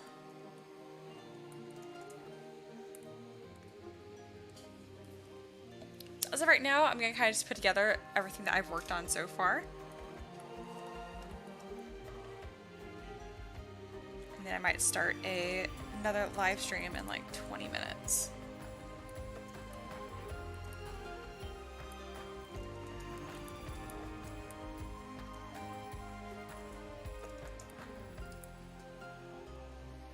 Yeah, I was just closing down this live stream immediately. Makes sense. Are you reading anything about like past like 4 hours? Like it's like stupid. Not really, that's what I'm trying to find.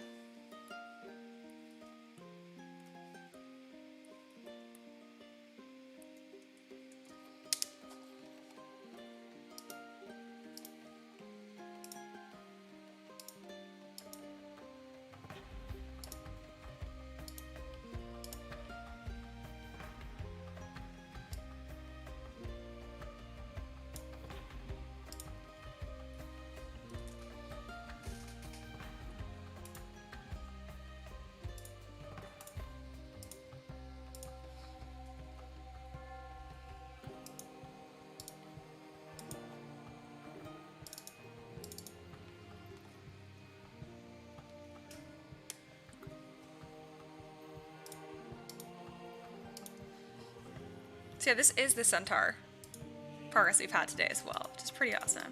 I'm just collecting all these images right now, so I'm gonna throw them all together.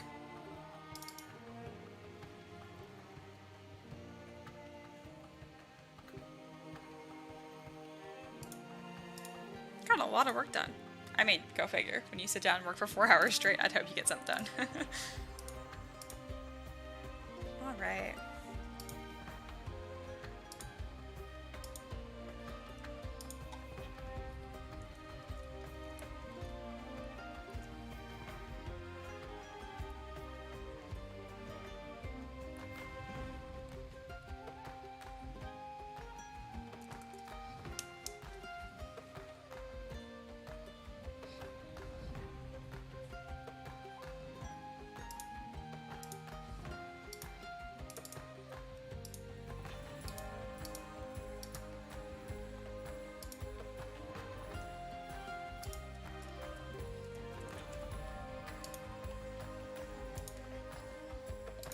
Alright, so on this break, just in case I do have to restart this live stream later, this is everything we worked on. So this is what we started with the Centaur, and this is what I ended up with so far today. Here's some more angles of it. I love this model. I think she is so cute. Dryad's coming out really pretty. I love those vines. I feel like it really finishes the model. So none of these are done yet, but they're getting pretty close. And then the unicorn progress today. Pretty sweet. Let's see, Felipe asked, do we receive an email with the class link or do you have to check on Patreon's page? So again, you're gonna have a message on Discord, and anytime I post on Patreon, you will get an email. So technically, yes, you will get an email with the class links.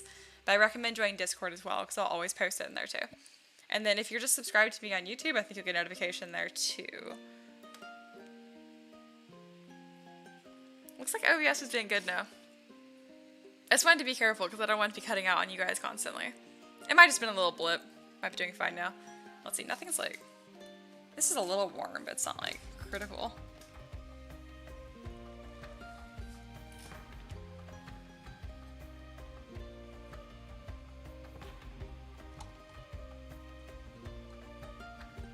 I think my favorite model so far is still the Centaur. Unicorn looks pretty good too. It's throwing me off because it's in that different matte cap I never work in in order to get that good looking white, but still pretty happy with it.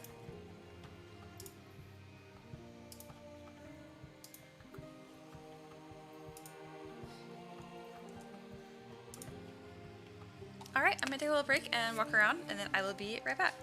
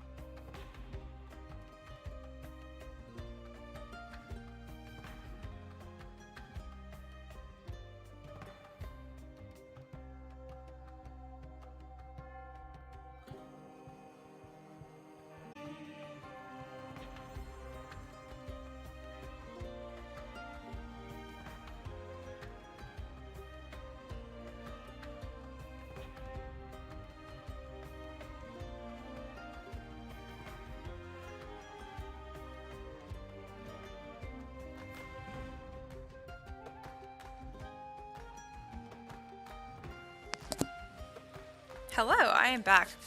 I see that OBS just keeps disconnecting and being super stupid. So potentially, we're almost at 5 hours, so I might just do a 5-hour live stream today, and then a 5-hour live stream tomorrow. Because it looks like it's just hating it. And that's okay. Maybe that's a little more reasonable for people to join in. Try to think that's a more reasonable way of doing this.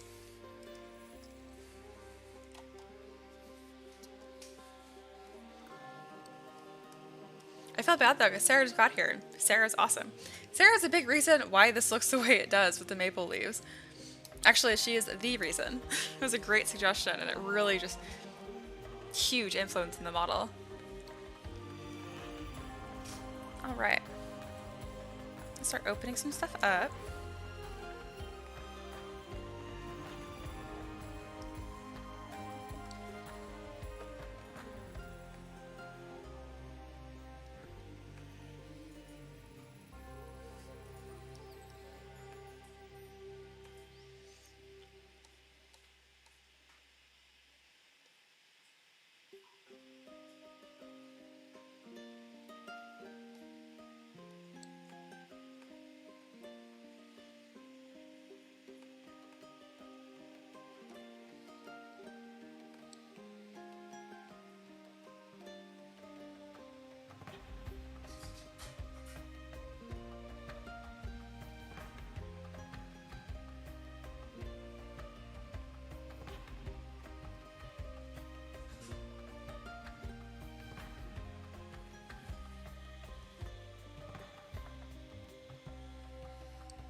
Yeah, it seems like everything's running just fine, so I'm just going to stream for at least till 5.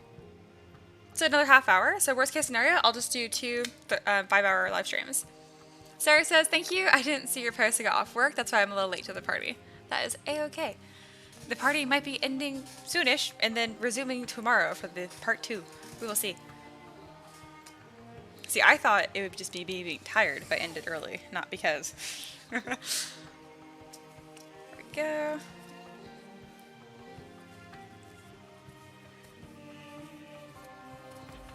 All right.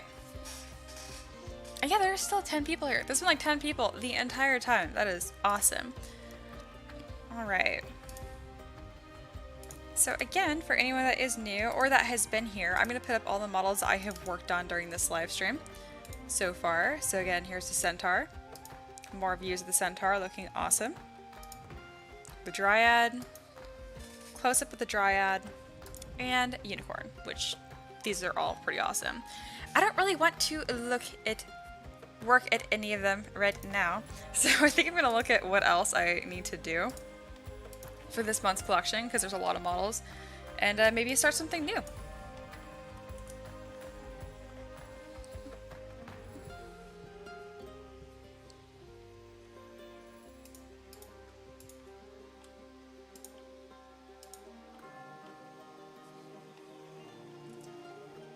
Alright, so I'm going to put a nice render up there, and I will look at what else I'm doing this month. I know I'm doing a Forest Dragon and a Wendigo.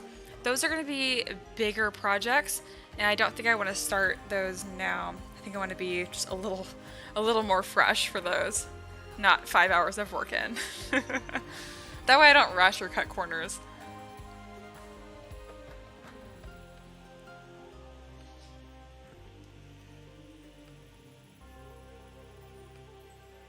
Alright, so for the Forest Creatures collection, it'll be the Forest Dragon, a Treant, Dryad, Centaur, started those, Wendigo, Myconid, Unicorn, and Sprite. The voting for the Sprite is still open, whether it'll be Dark Styled or Butterfly Warrior, so I'll wait on that. So that leaves the Treant or the Myconid. Celia said, do a Forest Baby Dragon. That was actually one of the potential themes this month, of just doing baby monsters, but alas, it did not win. So no babies. Just big adult scaries. I guess it just leaves the Treant or the Myconid. I actually am working on a Treant right now for a client, and so I'm worried about making them look too similar. So we'll see. I'm thinking the Treant I did for my client right now and how I can change that so it doesn't look too similar.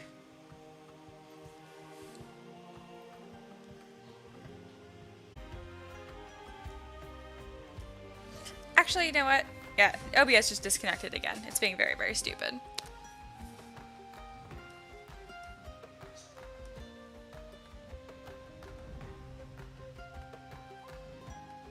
Waiting for it to reconnect. Yeah, there we go. All right, I'm actually going to end it for today, and I'm just going to do part 2 tomorrow with another 5-hour live stream because OBS cannot stay connected for longer than 5 hours apparently. I apologize because it's not as cool than doing 10 hours in a row, so we'll just do 2 sections of 5 hours. But yeah, thank you guys so much for joining. A lot of you guys watching are patrons, and I really appreciate you guys. I already have like my sappy posts in there, so I won't be too sappy again, but like having 1,000 people support me, it's really hard to express like how much it really means to me because I have a hard time conceptualizing how many people 1,000 people is. I'm trying to imagine what you guys would look like if you were all in like a room. Obviously, not my apartment, we would not fit, but maybe like a football stadium, what that would look like. Because I can see my graduating class and just multiply that times 3. It's a good chunk of people. I really do appreciate all of you guys. But yeah, until then, I will be doing this live stream again tomorrow at sometime. I will post about it on Patreon. Again, thank you guys so much, and I will see you later. Bye.